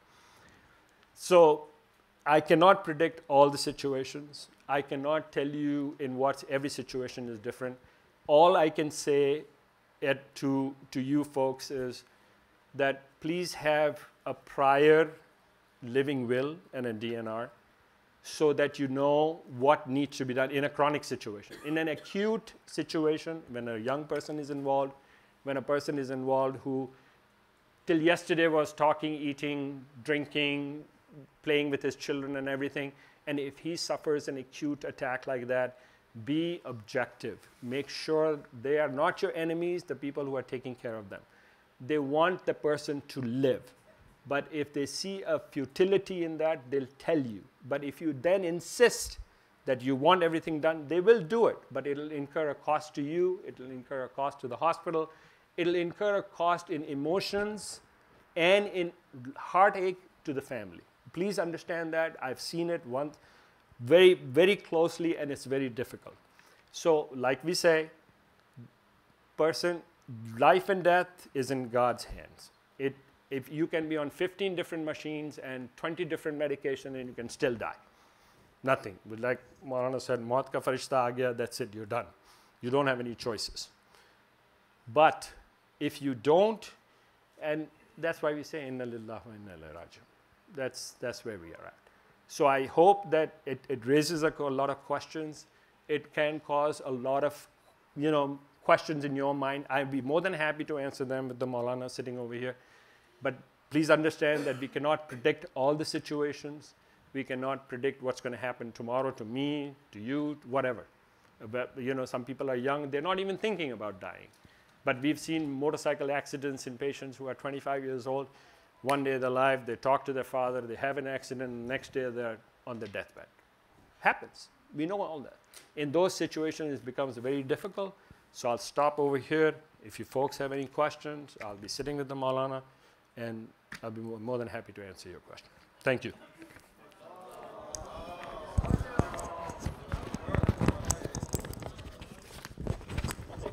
Especially thankful to Dr. Lakhani.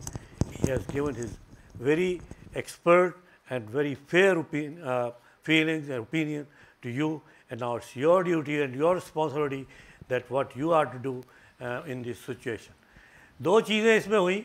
एक तो मौलाना ने फरमाया कि आप जो अपने लिए अपने आप को मौत के लिए तैयार करते हो, वो क्या है सबसे बड़ी चीज़ कि आप अपने आप अच्छी सेहत में रहो. और दूसरी चीज़ जो डॉक्टर लाखानी ने फरमाई कि आप अपने आप को तैयार करो उस सिचुएशन में जो कल आपको खुदा न खास्ता ऐसी प्रॉब्लम्स पैदा कर दे कि जो लफ्ज़ वन हैं, जो आपको मोहब्बत कर रहे हैं, अगर आपकी वो जो प्रोलॉन्ग कर जाए ऐसी सिचुएशन, तो उनकी मोहब्बतों में कमी आए, और बजाय इसके कि वो आपकी खिदमत करें, वो ये लोगों से दुआ करवाएं कि इनकी मुश्किल आसान हो. तो इस मुसीबत में पड़ने से पहले आप अपनी विल और अपनी सूरत हाल को इस तरह से मैनेज करें कि वो इस किस्म की प्रॉब्लम पैदा ना हो. ये जो दूसरी जो चीज़ें थी उनमें से एक चीज़ रह गई, वो शायद बहरहाल हर एक के जहन से मिस हो जाती है. मेरे जहन से जब हम कंफर्ट दे रहे हैं अपने मरीज़ को मरने के बाद, तो जो सबसे पहली चीज़ है जिसकी अब उसे ज़रूरत नहीं है, वो उसके नीचे के तकिए हैं. अगर वो तकिए उसके जिस्म के नीचे रह जाएंगे तो जो उसका जिस्म है वो अजीब सी सूरत हाल पैदा कर देता है बाद में. तो सबसे पहले उसके जिस्म के सर के नीचे से तकियों वगैरह को ज़रूर निकाल देना चाहिए. ये आप अपने जहन में रखिएगा. अब हमारी ये पैनल डिस्कशन होगी, लेकिन उससे पहले कि मैं ये मौलाना को और डॉक्टर लाखानी को ज़हमत दूँ, सबसे आप हज़रात से दरख्वास्त करूँगा कि जो हमारे मरीज़ हज़रात हैं उनकी सेहत के लिए आप लोग दुआ कीजिए. और आज हमारे डॉक्टर ब्रदर नैयर भाई साहब इस मामले में बहुत कीन थे कि ये प्रोग्राम हो और इसको ऑन एयर किया जाए और उसके लिए बहुत और तैयारियां भी की जाएं. उनकी सेहत के लिए आजकल काफ़ी अलीज चल रहे हैं, उनकी सेहत के लिए स्पेशल मैं चाहता हूँ कि आप हज़रात दुआ करें कि परवरदिगार आलम इनको सेहत दे और तूल हयात अता करे. और दूसरी चीज़ ये कि इसके जब हम ये यहाँ डिस्पर्स होंगे तो मैं मेल हजरात से दरख्वास्त करूँगा कि they keep on sitting here unless the ladies take the food and go downstairs and then thereafter you will go and have the food. अब मैं मौलाना से दरख्वास्त करता हूँ और डॉक्टर लखानी से दरख्वास्त करता हूँ कि वो पैनल डिस्कशन में. If you have any questions, you are free to ask the questions, but be sure that the time for questions is only 15 minutes.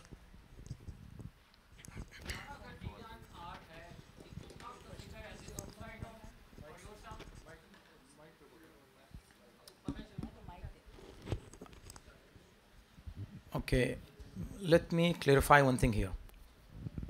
Before you start your questions, I know many people have their questions. This is very complicated issue. You have to understand. You heard from Dr. Ali Raza Sahab. And he explained everything very eloquently, but still, if you ask him, he will say that I can explain even more and more and more. In brief, let me tell you, because I also have this experience for a long time. This is the most difficult situation that I face while answering the question. It is very clear, very, very clear, no ambiguity in it, that it is wajib for everybody to save the life of other people. Wajib. How you save the life? In whatever manner. Whose life? Anybody who is alive. He is alive, but he is not of any benefit. He is not of any help for anybody. He is nothing. He is going to be burden forever for somebody, for other people. It's fine. He's alive, yes. If he is alive, you have to just help him. Okay, so you, in such a situation, when you give him the life support, whatever support you are giving him, you cannot remove it. You cannot remove it. Period. No other question. You cannot remove it. Haram. But can we solve this problem by writing this in our will? Can I write in my will that when such a situation happens to me, don't give me any treatment, or the treatment you have given me, you can remove it anytime you like? Can I write this? No. No. Why? Because, look, Dr. Saab just said that there is a conflict, and this is true. The medical point of view, yes, they have their own points, and very strong points, which make sense. But Sharia also has points and reasons which make sense. They have their reasons. Islam has their own reasons. I have talked to many doctors many times. Many doctors get convinced, many don't. So no, it doesn't make any sense that I should keep giving him this support for no reason. I know he's no more. Especially when you just heard the terminology of brain dead. Brain dead. In some places, in some countries, and in some states, even in the United States, when they give you the death certificate of your loved one, they write the date when he was declared brain dead. Not at the time when he was naturally dead as you think him he's dead now. No, when he was declared brain dead, so that death certificate will be issued for that death. Which means medical science has no confusion on this issue. They have no debate on this issue. That anybody who is brain dead means he is dead. But Sharia says no. Not the brain, the heart is the reason for death or for life. As long as heart is beating. Now you say no. Heart is not beating. The machine is making the heart beat. Heart is doing nothing. Heart is dead. Machine. Okay. So my question is, can machine work if somebody is dead, totally dead, and now put the machine, can the heart still work? It will say no. Why not? Why machine is working here and not working here? It means that there is a difference between this life and this life. And this is very slight life, which is also called, according to medical terminology, they call it vegetative life. Vegetative life means a life which is equal to the life of vegetable. A plant has a life. This guy, this person who is in this situation, brain dead, he has the life which this plant has. No more. So anyway, what we said that, look, this is all depends on situation of a marid. So the solution is this, according to Islamic Sharia, which is easy to handle. If the doctor says, okay, now he is brain dead, any medicine we give him is not going to affect, no benefit. We are wasting our energy, our time, and money, everything. And also you are giving him hard time. Let him go in peace, they say. We say, fine. If you think this way, and if this is your decision, if this is what you're thinking, then don't give him any extra support. New support. Something new, don't give him. It's fine. But whatever you have given him, don't snatch it from him. This is simple. I still can talk more about it. Can I say that? Yes. Okay. First, to answer your question about it's a suicide note. No, it's not. I don't think so.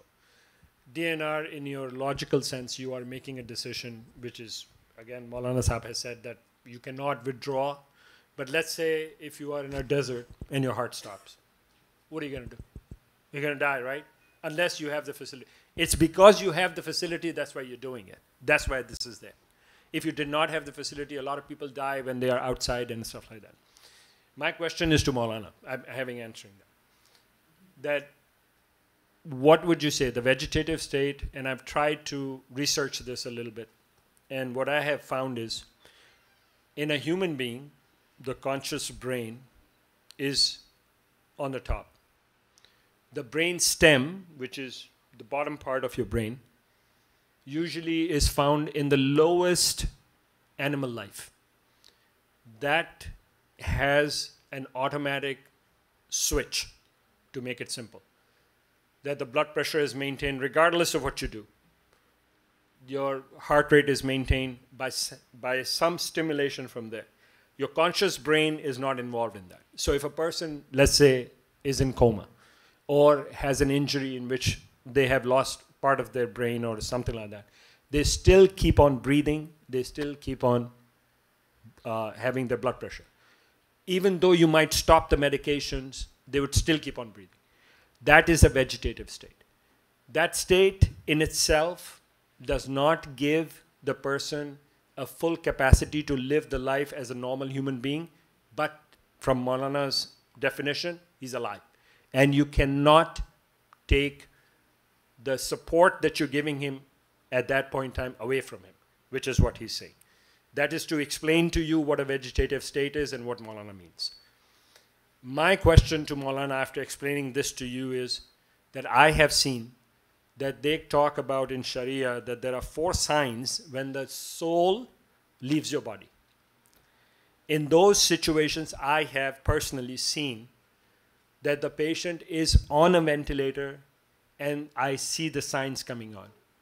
What that means is that while you are being supported, if your soul leaves your body, there are certain signs that happen, and Maulana is going to describe them in a minute. That happens whether you are put on a super machine, nothing's going to stop it. So what he's trying to say and what Sharia is saying is that even in a vegetative state, because there is a soul still residing inside your body, you cannot stop it. You have to support. Life is a gift that's given from God, so you have to support it. But if the soul has left the body, which is again described, that if a person is dead and you put on any machines, it's not going to happen. In the same way, that transition phase also happens, in which a patient loses his soul for whatever reason, it's God's will, whatever. And then there are signs that appear, and you can see it. And then the caregivers are obvious. They say, just disconnect, everything is fine. And I'm going to ask Maulana to describe those 4 signs so that it's clear to all of us that even though the patient might be supported with medications, with machines and stuff like that, when the soul leaves the body, you can recognize it. Even a layperson can do that.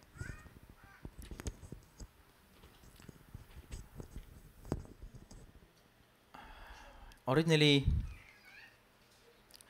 when the dead person is on a support, life support, it is really hard to recognize those signs. And the main original sign which makes us fiqh, based on fiqh, we apply those ahkam, those wajibat and muharramat or mustahabbat. For example, if you touch a dead body,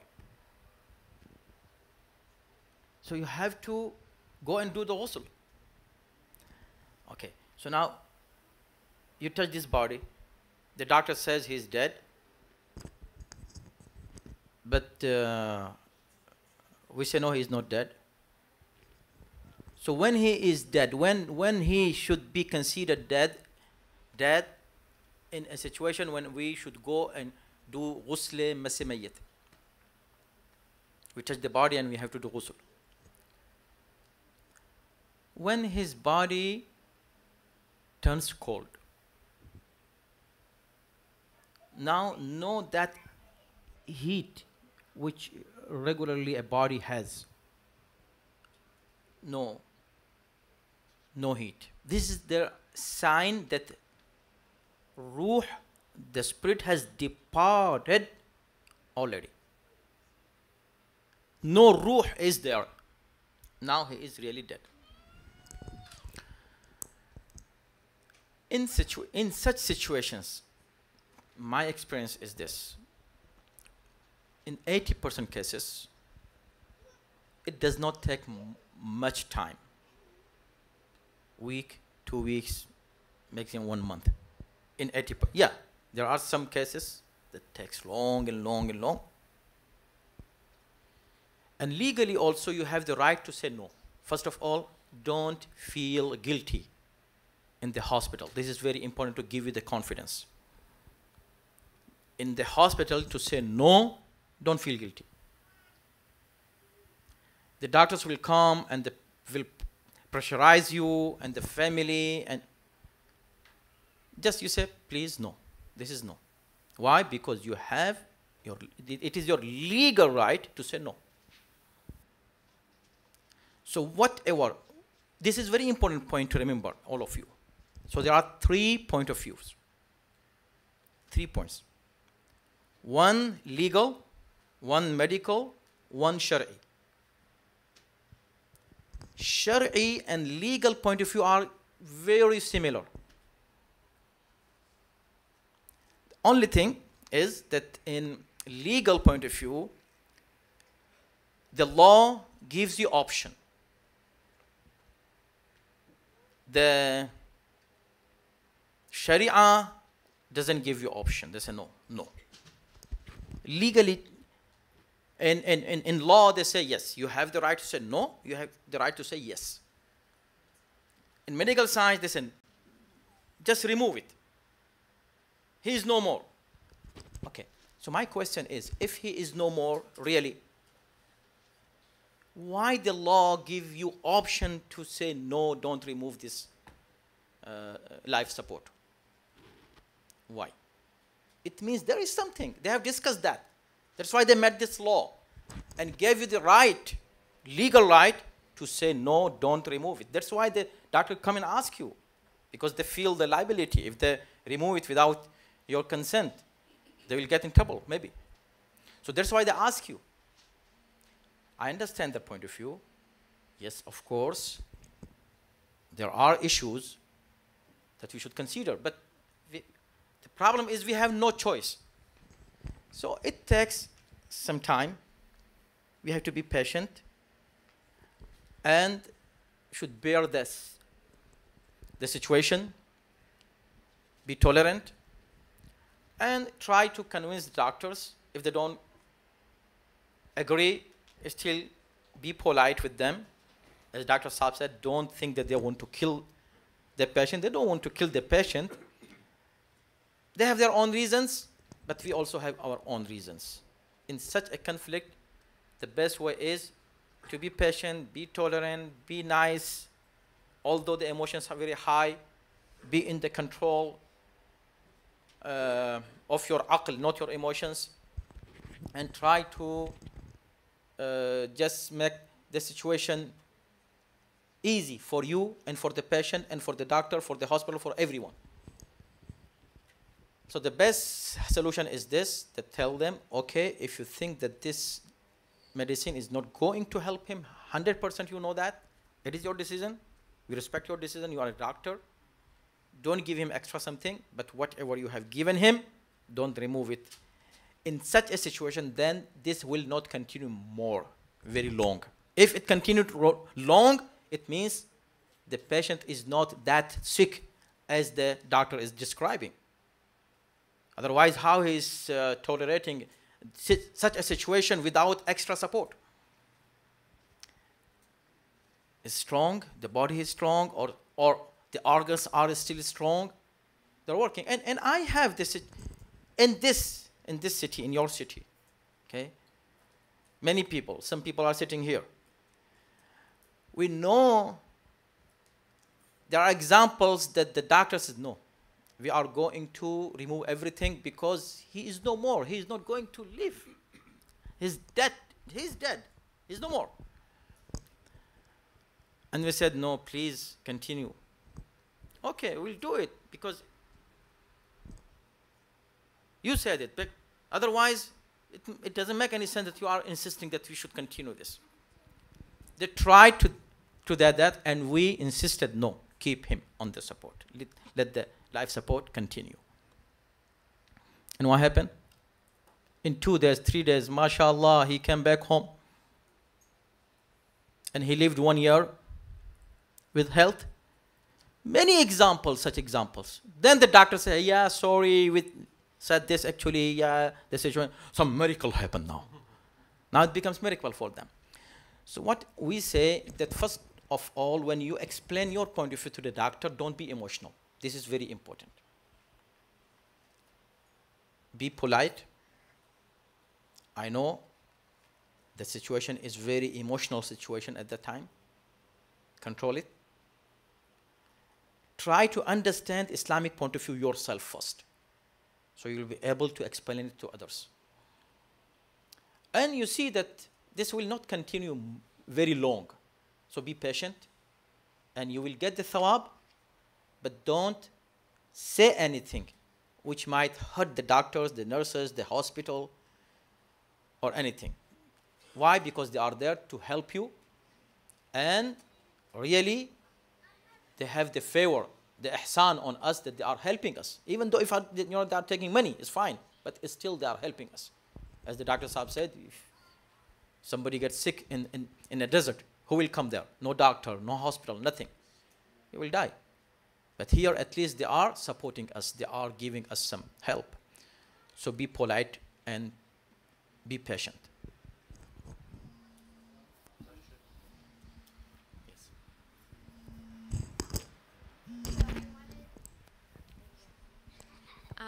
A lot of very good points were brought up. I think it's good, the point that Dr. Lakhani brought up about awareness of having these discussions, because they are very hard discussions to have. Your primary care doctor is a good place to start. Even if you're not talking about DNR or code status, at least letting them know if I'm in a situation where I can't answer for myself, you can talk to such and such person to make these decisions for me. So a lot of times we don't think about that when we're healthy and walking around.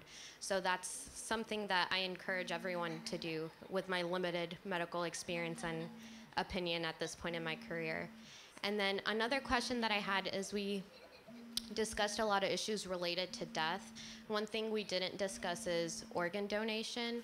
And a lot of times if someone's dying in a hospital, it might not come up right away, but at some point, it's never someone from the direct medical team who's taking care of the patient, but at some point someone might bring that question up.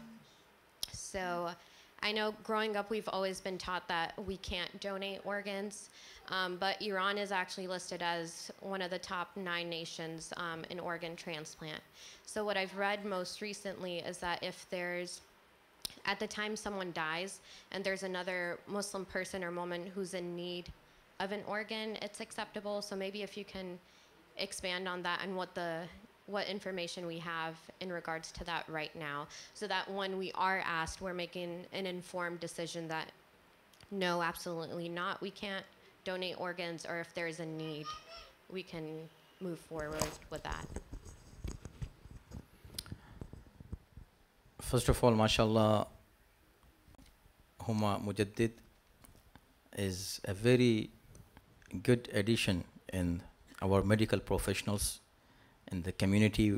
Welcome her, mashallah, as a doctor now.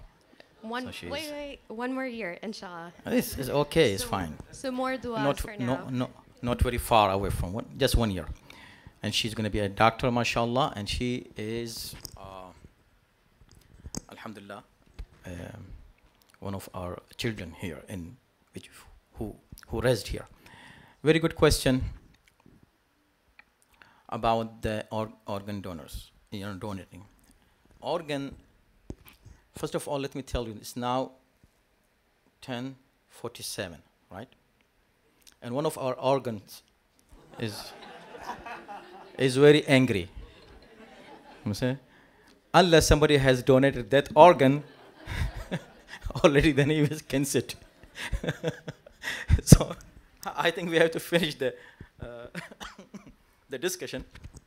Very quick answer, although this also needs some more discussion. We should have more such gatherings and such seminars. May Allah subhanahu wa ta'ala bless Brother Ali Yusuf Sahab and all those speakers and Brother Mazhar Sahab who conducted this, mashallah, and everyone, and the sponsors of this seminar. Organ donation is allowed conditionally. Not allowed, again, conditionally. So when it is conditioned, so what is the condition? It is allowed if you know that there is a patient whose life depends on your donation. You cannot donate generally. Yes, when I will die, you can take my organ and you can put it in the storage and in the bank and then give it to anybody. This is a general donation statement or will. Most of our maraji don't allow it. But yes, they do allow conditional, as I just said. Maybe I don't know in Iran. You just this is good information. There is an entity which is known as directed donation, Yeah. in which blood, kidney, heart, lungs, whatever. If you have your parent, if you have your child who needs bone marrow, who needs one lung, one kidney, and if that person is dependent on you to provide that as a family member, so that there's HLA typing, if you have heard about that, then it's very important that you realize and then give it. I think in our Sharia law, it is required and it's allowed that if you are saving your life of a person, then it's allowed. Yes. Does that have to be a Muslim life? Not necessarily family, I said first. Family first. So there's the amount of people on the waiting list for organs, and so Generally, you it's, said no. Generally, no. okay. Why? Because there are some other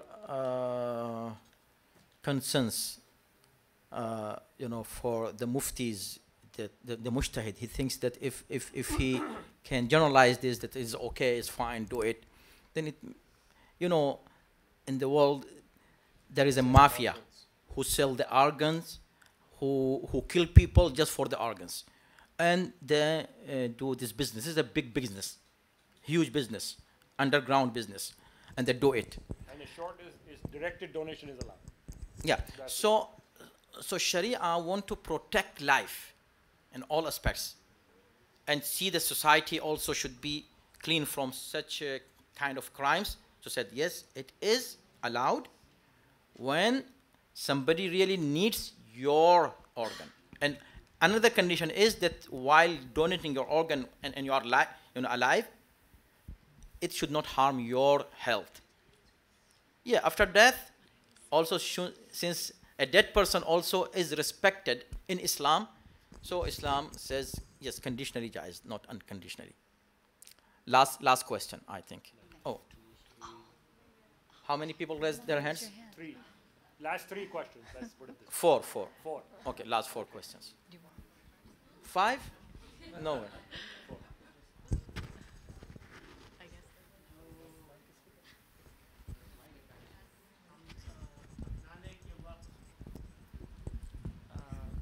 पढ़ते हैं तलक़ीन वो मरने के वक्त भी हो सकती है, उसके वक्त भी पढ़ी जाती है, दफनाने के वक्त और दफनाने के बाद। उसमें कब्र में जिस वक्त लिटाते हैं तो उस वक्त करना, अंदर कब्र के अंदर जाना ज़रूरी है, क्योंकि मैंने ईरान में देखा और इराक़ में देखा, वादी उस्सलाम में देखा, प्लाज़ा थे, मतलब एक के ऊपर एक कब्रें हैं। ईरान में कब्रें बहुत गहरी थीं और उसके बाद एक के ऊपर एक। तो यहाँ भी जब सर्दी बहुत ज़्यादा होती है तो क्या वो हम कब्र के बाहर या इमाम बारगाह में तलक़ीन दे पढ़ सकते हैं या नहीं? कब्र के बाहर पढ़ सकते हैं। कब्र के बाहर ख़ासतौर पर जब मौसम ख़राब हो, यहाँ जैसे मौसम में होता है, कई बार ऐसा हुआ भी है यहाँ, लेकिन इसको हम आदत न बनाएं, इसलिए कि मुस्तहब्बात जितने हो सकें, जाते जाते उसको मुस्तहब्बात से महरूम न करें जितना हो सके, क्योंकि उसके भी मुस्तहब्बात हैं, हमारे लिए भी वो मुस्तहब्बात हैं। बेहतर है कि कब्र में उतार के करें, बेहतर है, मुस्तहब है, लेकिन नहीं कर सकते। जैसे ख़ास तौर पर यहाँ की जो कब्रें होती हैं उसमें ऊपर पहले उसको रख देते हैं, कब्र के ऊपर एक ऐसे एक फ्रेम होता है, उसके ऊपर उसको रख देते हैं, फिर वो उसी फ्रेम के ज़रिए से नीचे उतारते हैं, उसके ऊपर रख के भी कर सकते हैं। और कई बार हम लोगों ने इस तरह किया, लेकिन आदत न बनाएं, क्योंकि नीचे उतरना में मुश्किल होती है, सख्त होता है, उसके मुस्तहब्बात अदा करना और वो क्रॉस आपको हाथ रखना, वो सब टफ होता है वो। तो कुछ लोग इजी करने के लिए चले जाने दो, जल्दी करो, उसमें वो करते हैं, वो ना करें। लेकिन हाँ, जब मजबूरी है, बहुत बर्फ़बारी हो रही है, इंतहाई मुश्किल है, नीचे उतरेंगे तो बारिश हो रही है, बर्फ़ है वगैरह, मौसम है, ठंड है, जैसे आपने कहा, तो बेशक ऊपर कर सकते हैं, लेकिन इमाम बारगाह में नहीं, पहले नहीं, इसलिए कि कब्र के लिए वो तलक़ीन, हर जगह की एक तलक़ीन अलग अलग है। आप बताएं। अच्छा, एक आपके पास में आएगा, सॉरी जी। और सब दफन करने के लिए जो हमारे पास बॉक्स है, this box is close from base, is it legally we have to have this close from the base, और we at our convenience we have done it? Can we have this base remove with the 4 walls, because it goes dust to dust, and that would be helping in decomposing the body. So this is one question. The other one what I have is that That's not a question. I just want to put a recommendation. When we have a namaz janaza, we have to recite it, and you have been trying to do it slowly. But if we have something here as a pop-up screens, with that will help people reading themselves, because it is wajib for us to recite it personally, loud or not loud. That is okay. But we cannot keep quiet and listen to you. Sure. So these were the two questions. And DNR, I would like to have a firm answer. You said that Sharia is not allowing you to have DNR. So we need to be very clear. The question and the debate what I have is very, very informative and very productive, but we want to come out from this with a clear answer to it. If it is Sharia point of view, it is not allowed, it is not allowed. We should not go with two thoughts. That is my question. I would appreciate your answer. In Sharia, you cannot have any will, anything you can write, which is not allowed for other people. It is not allowed for you too. When we said don't remove from him, don't remove this ventilator, for example, from him, don't take him, the same thing I should apply it on myself. Just like you cannot kill anybody, you cannot kill yourself. So, it is not allowed in your will, writing in your will. I just want to add a point. I know the confusion where it's at. When the Sharia says that if you haven't started something, if you haven't started life-preserving thing, then you should not institute it. DNR is there. That's where you're at. So let's say if you're sick and if you're at home, you choose not to go to the hospital. So naturally you are going to have a consequence of that. Some people choose to do that. That is what DNR, it doesn't mean that you go over there and then stop it. It's not that. It is that you choose not to prolong what your inevitable life is. And millions of times this happens all over the world. And now in US also, they have hospice service which will say, okay, if you don't want anything, please don't come to the hospital. Stay at home. And when you're at home, you have comfort care, you have hospice, just call them up, they'll make sure that you are comfortable. That's it. You are not doing anything against Sharia. Yes. You can say, okay, I don't want to go to this very lengthy process of keeping alive. But if you're going to live, it's God's will. Yeah. You live, that's fine. But you cannot write in your will that I refuse any medical support. You cannot say that. Quickly. One thing that I just wanted to clarify, and your point helps to that. So if we have a harm and benefit pendulum, right? So we have intervention. So for example, if I'm 30 years old and I can get a platinum hip, or just, there's so many interventions out there, it doesn't mean that those are appropriate or necessary for me as a person. So for example, if you have a 98-year-old female who has terminal illness, she ends up with pneumonia, goes to the hospital, and they're going to come and ask you, and there's it's like going to the mall. There's so many options. What would you like to shop for? We could do this, we could do that. Just because the options are there doesn't mean they're appropriate for that person. So with this older person, would you like us to put her on a respirator? Can we do a tracheostomy? So normally in an older person, you put them on life support, chances of them coming back are not that great versus, let's say, a younger person.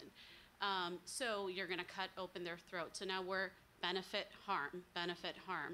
Where is it to where we think that our obligation Sharia-wise is to save life, and then where does that turn into now we're doing harm because we have so many options available and we think it's appropriate for the person. So that's one thing that I just wanted to ask for clarification on, the difference between taking something away, but initially if you have that window of opportunity to say, is this something that is going to lead to benefit? Is this going to prolong life? Or is this going to cause harm? So in that window of time, does science and Sharia agree on deciding if that course of intervention is appropriate? You want to go first? So what you just described is a statement. It's not a question. The statement is harm versus benefit. Platinum hip is given if a person is in pain. If you're not in pain, you're not going to have your joint removed and have another one put in. Okay? So that's one. Two, if you have a 98-year-old person or a 95-year-old person who's terminally ill, is your sentence, I would just keep her comfortable. So even if I go to the hospital without a clear indicator and the doctor says, don't put in a respirator, you insist that she was. Now, I think that problem is you are opening up a Pandora's box, because now you are asking to do something which you know is not going to be beneficial for that person. So I think at that point in time, you, before you leave your house, you make a decision in your mind. What do you want to do? Is it intervention going to cause harm?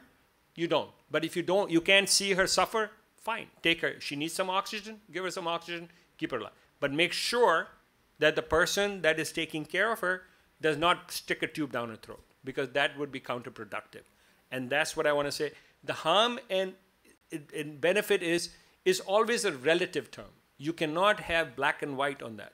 Harm and benefit in a person like 30-year-old, even though she has a mass in her lung, you would want to save that. But that's also wrong, by the way. It's also wrong. But it's a very difficult decision to make at that point in time. Because if you look at the medical literature, the harm is more in putting that 30-year-old on a respirator than a 95-year-old who doesn't have anything like that. You see what I mean? So it becomes very relative. You have to, as a human being, following Islam, making Sharia, understanding Sharia, you have to understand where do you stop. Because in Pakistan, in Bangladesh, in India, you don't have these facilities. People die because of kidney failure. They're not getting dialysis, they die. There's nothing you can do about it. So life and death, in the end, is in God's hand. If you don't do anything to that 95-year-old, and that patient, after giving 2 days of antibiotics, is fine, hey, that's fine. That's where you are. Yeah. Could I ask a question as well? So I'm Nishad. I'm actually Shamim's sister, and I've been a doctor for about 20 years. MashaAllah. So, mashallah, alhamdulillah. So, you know, I think that there is a little bit of still confusion in the audience, and I think Uzma brings up a good point. If you say, one thing I'd like to say first of all is, when was the Sharia written? How often is it looked at? And where has medicine come? Because medicine has come so far that I think we're crossing the lines. We are really, as human beings, crossing the lines of what we should be doing. Take Kylie Jenner, for example. Medicine can do that, but is that acceptable? You can take a man and turn him into a woman, but it's not acceptable. And in some ways, we have done that with human beings and their lives. We're starting to muddle up the area of how much we should do.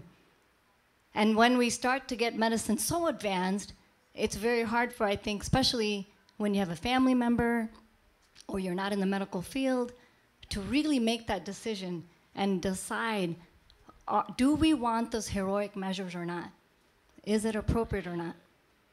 So what people have to do is think about those things with a cool mind, not with heated emotions. And when we first become doctors, the first thing we learn is a Hippocratic oath, which means do no harm. So as doctors, we are trained that if something is going to harm a patient, we should not be doing it. And as a doctor, it makes our jobs very difficult when the family member says, do whatever it takes. There is a fine line, and we're crossing that line. So I think that I think what you said was, if you can not do that treatment, right? You don't want to, it's harder to pull back. Once you've started somebody on a respirator, once you put the G-tube in, you don't want to pull it. You're asking me or doctor? Both. I'm saying both. So I think you both agree. So far, science and religion are agreeing that once you start treatment, don't pull it, right? Sister, mashallah, you are a doctor. We are proud of all our doctors and all our, mashallah, scholars. May Allah subhanahu wa ta'ala bless you and give you more, inshallah, success in your life. Your first question was how far the Sharia is going, how this is not obsolete, fatwa from our mujtahideen. ijtihad in our Sharia is still ongoing. Even our mujtahideen have given the verdict on situations, possible situations that medical science did not even reach there, and they did not even think about it.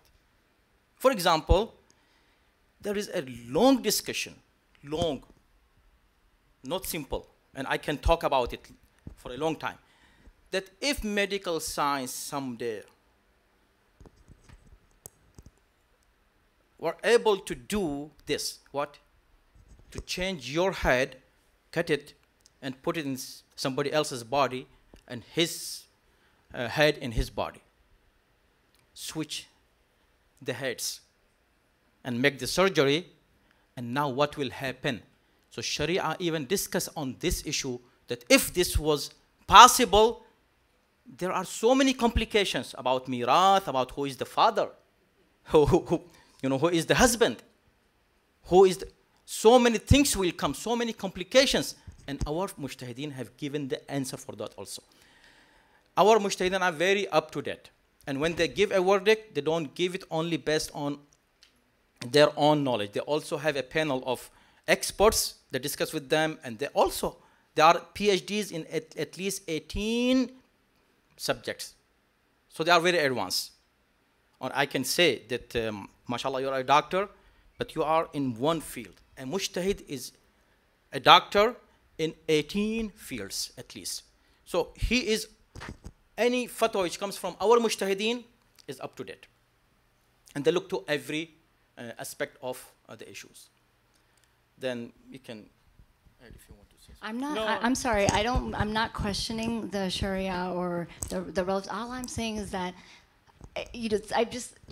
we don't want to create harm. We don't want to hurt anybody, right? That's all I'm getting at. So about harm. Yeah. Again, this is a relative term, you can say it. Harm, you think that you don't want to harm them. Why? Because you think that the patient is suffering while you're putting him in for a long time on respirator. So he is suffering. But we think, no, we are saving his life. So both have a point. You are trying to not to give him harm. We also trying not to harm his life. We want to see him. But my question is, why then law has allowed us to say no? It means they have also discussed, and not just the lawmakers have discussed this. They also have a panel of experts to see all the aspects of the issue. Then they say, okay, the law should be this. The law should allow the people to make decisions about their loved ones, and even them, about themselves.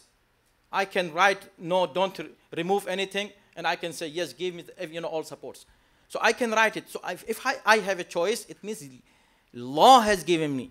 So not just Sharia, even the law is giving me the option.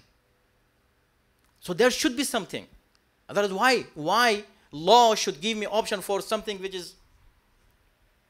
does not make any sense? Right.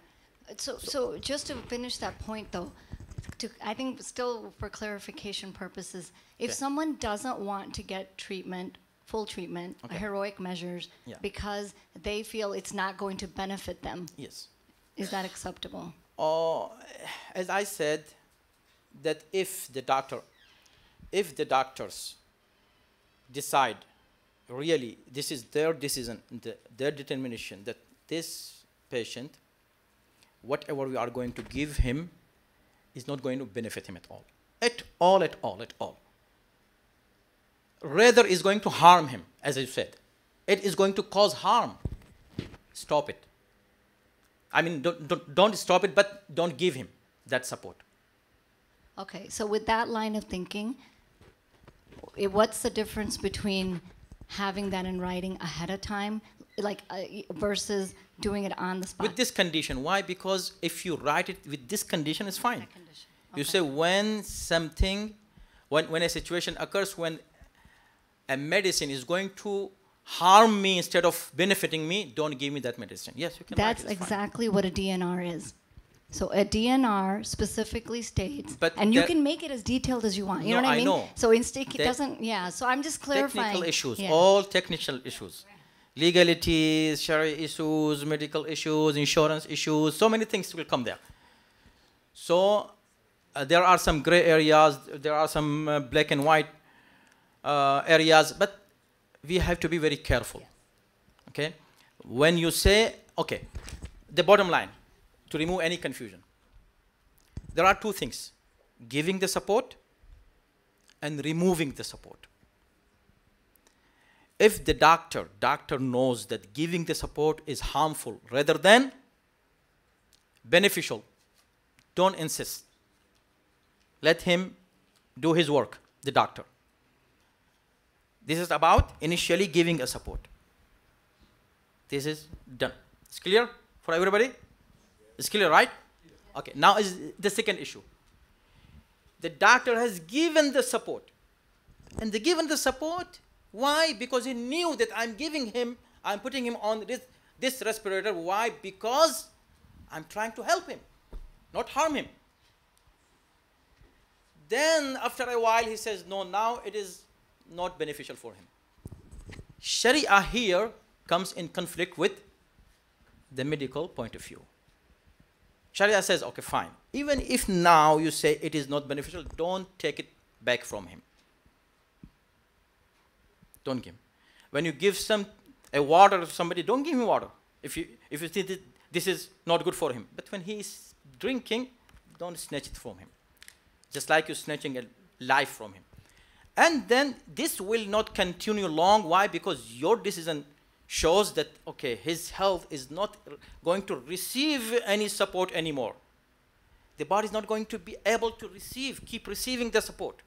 Someday or sometime, after a few hours, few days, the body is going to reject this support as well. So don't remove the support.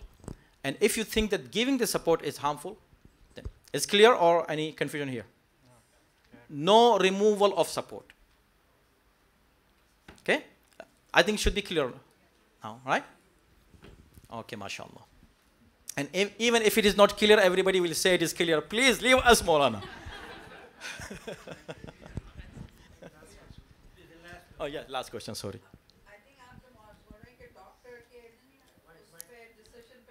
Mike. Doctor के decision पर है कि whether to put the person on life support or not. मगर उससे पहले EMT they do their work at home. What do you have to say to that?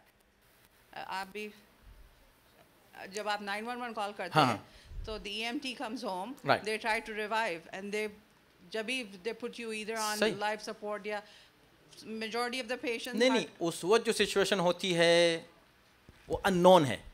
क्या मतलब unknown? वो अचानक आपने 911 कॉल किया, इसका मतलब उसको पता ही नहीं कि कॉल ना करे. That's true. That is true. But you have to be brave enough to do that. If you're not, then the call. First thing we do is call 911. That's a human if nature. They have instituted something, you cannot take it off. That's what he said. नहीं ऐसा है कि 911 को भी call करें. देखें, ऐसा नहीं कि सपोर्ट देना जायज़ नहीं, फिर भी हम क्लियर कर दें.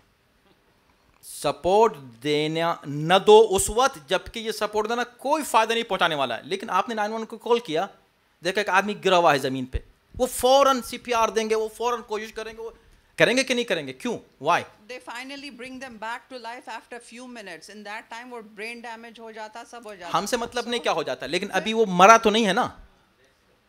जब तक नहीं मरा है, try to save his life. This is what Islam says. This is the main point. Life is important in Islam. ये सारा इशू सिर्फ इसलिए आ रहा है कि इस्लाम में life is important. It is not your property. Me myself is not my property. I have no right on my self.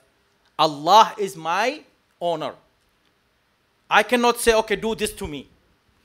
तो अब जब आपने 911 कॉल किया, is very natural situation. They will come and they will try to save the person and they will give him this and this and this. अच्छा, अब उसके बाद फिर वो उसको फ़ौरन हॉस्पिटल भी लाते हैं. वो उसी वक्त नहीं, साथ ही में एम्बुलेंस में सब कुछ कर रहे होते हैं, राइट. हॉस्पिटल में ले आएंगे, हॉस्पिटल वाले भी जल्दी से इमरजेंसी में जाओ, ये करो ये करो ये करो, सब कुछ करो. ये सब कुछ हो गया. ہونے کے بعد جو دے دیا اس کو ریموو نہیں کرو. بہت سمپل ہے یہ, ہم سمجھتے ہیں کہ ہم یعنی ہمارے حساب سے بہت ہی سمپل ہے کہ جو دے دیا اب اس کو جانے دو, سلولی خود ہی ڈکلائن کر رہا ہے, ڈکلائن ہوگا, just it is matter of time. رہا یہ کہ ایکسٹرا اگر فائدے مند ہے, اگر اس کو ہم یہ آئی وی دیتے ہیں تو فائدے مند ہے یہ والا, تو دیں, ڈاکٹر پر واجب ہے کہ دیں. ابھی انہوں نے ایک جملہ کہا تھا, ہم اس کو نہیں بیان کرنا چاہ رہے تھے آپ کو ڈرانے کے لیے, لیکن ہم کہہ دیتے ہیں کہ آیت اللہ سیستانی کے فتاوا میں, آپ ان کو پڑھیں, انٹرنیٹ میں موجود ہیں, sistani.com پہ جائیے, sistani.org. انہوں نے یہاں تک کہہ دیا ہے کہ اگر یہ لائف سپورٹ کوئی ہٹاتا ہے تو وہ قاتل کنسیڈر ہوگا. از ویری اسٹرانگ ورڈ, اس سے اسٹرانگ زیادہ نہیں ہو سکتا. اچھا کیوں قاتل ہوگا؟ دا ریزن از, ہم سے کئی ڈاکٹروں نے کہا کہ مولانا listen, he is going to die, even if you don't remove this support, what you say, he is going to die after a week. I said, fine. So why should we be reason for his death 1 week early? 1 hour early. Let him die by himself. So اب جب آپ support نہیں نکالیں گی, very simple ہے, based on simple logic, کہ آپ جب سپورٹ نہیں نکالیں گے تو یہ اس کی نیچرل ڈیتھ کنسیڈر ہوگی. اب جب آپ دے چکے ہیں اور آپ نکال رہے ہیں, کہا نہیں ہی از ڈیڈ, ہم نکال لیتے ہیں, دس از ان نیچرل ڈیتھ. آپ میڈیکل سائنس میں جو بھی کہیں, ہاسپٹلس جو بھی کہیں, ڈاکٹرز جو بھی کہیں, but this is in natural death. جب اس کے پاس سپورٹ آ گئی ہے, سپورٹ ہٹنے کے بعد آپ ہٹا رہے ہیں تو یو آر ریزن. ایک گھنٹہ اور جی جاتا, مگر you are reason for 1 hour of his early death. میرا اوریجنل سوال یہ تھا کہ going back to Ali's question, he said کہ دیر 4 signs of death. آپ صرف کولڈ باڈی بولے ہیں, اس کے اور علاوہ اور کیا؟ اب یہ اس وقت سب کو زندہ رکھنا ہے, سب کو زندہ رکھنے کے لیے وہ کام کریں جو چلیں. ٹائم دیکھیں, ہم لوگ کے آج چونکہ بہت ہی سینسیٹیو یہ جو ہے ڈسکشن تھا, تو ہم نے الاؤ کیا, نہیں تو آئی ڈونٹ الاؤ. ہم خود اتر آتے ہیں ممبر سے, آپ کو پتا ہے, آدھی بات کر کے, ٹائم پر ختم کرنا نہیں, ٹائم نہیں, سوری نہیں, بعد میں سوال, سوری, ویری سوری, بہت معافی کے ساتھ. آپ بعد میں, ہم جب کھانا کھا رہے ہوں گے تو سوال کر لیجیے گا. سوال ختم ہو چکے ہیں, پروگرام ختم ہو چکے ہیں. ہم لوگ کو پروگرام وقت پہ ختم کرنا چاہیے, ہم لوگ کو کام وقت پہ شروع ہونا چاہیے, وقت پہ ختم کرنا چاہیے. آج 1 گھنٹے سے زیادہ ہم لوگ لیٹ ہو چکے ہیں, اٹس ٹو مچ. تو لیکن چونکہ بہت ہی سینسیٹیو ایشو تھا اور لائف اور ڈیتھ مسئلہ تھا اس کا, تو ہم نے کہا کہ چلو بھائی اس کو ایسا کر لیں. صلوات بر محمد و آل محمد.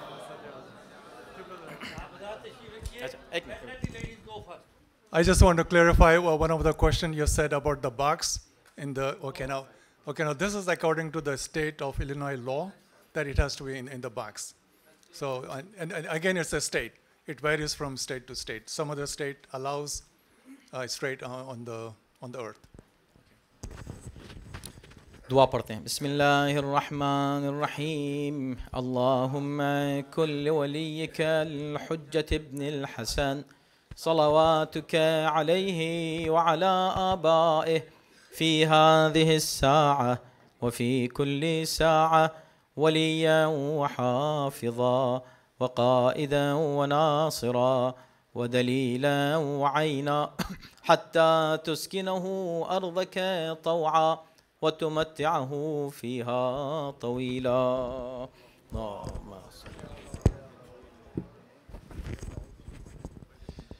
Let the ladies go first, please. Please keep sitting. اور میں آپ حضرات کا بہت بہت شکر گزار ہوں کہ آپ نے بہت وقت نکالا, اور خاص طور پر ڈاکٹر لکھانی کا اور قبلہ مولانا کا, کہ انہوں نے بہت امپورٹنٹ انفارمیشن آپ لوگوں کو پاس آن کی. اور ہم انشاءاللہ, یہ ہمارا پہلا پروگرام تھا, ہماری کوشش ہوگی کہ آئندہ بھی اس قسم کے پروگرام کرتے رہیں, اور ہمیں امید ہے کہ آپ ایسے ہی ہمارے ساتھ تعاون فرمائیں گے. بہت شکریہ.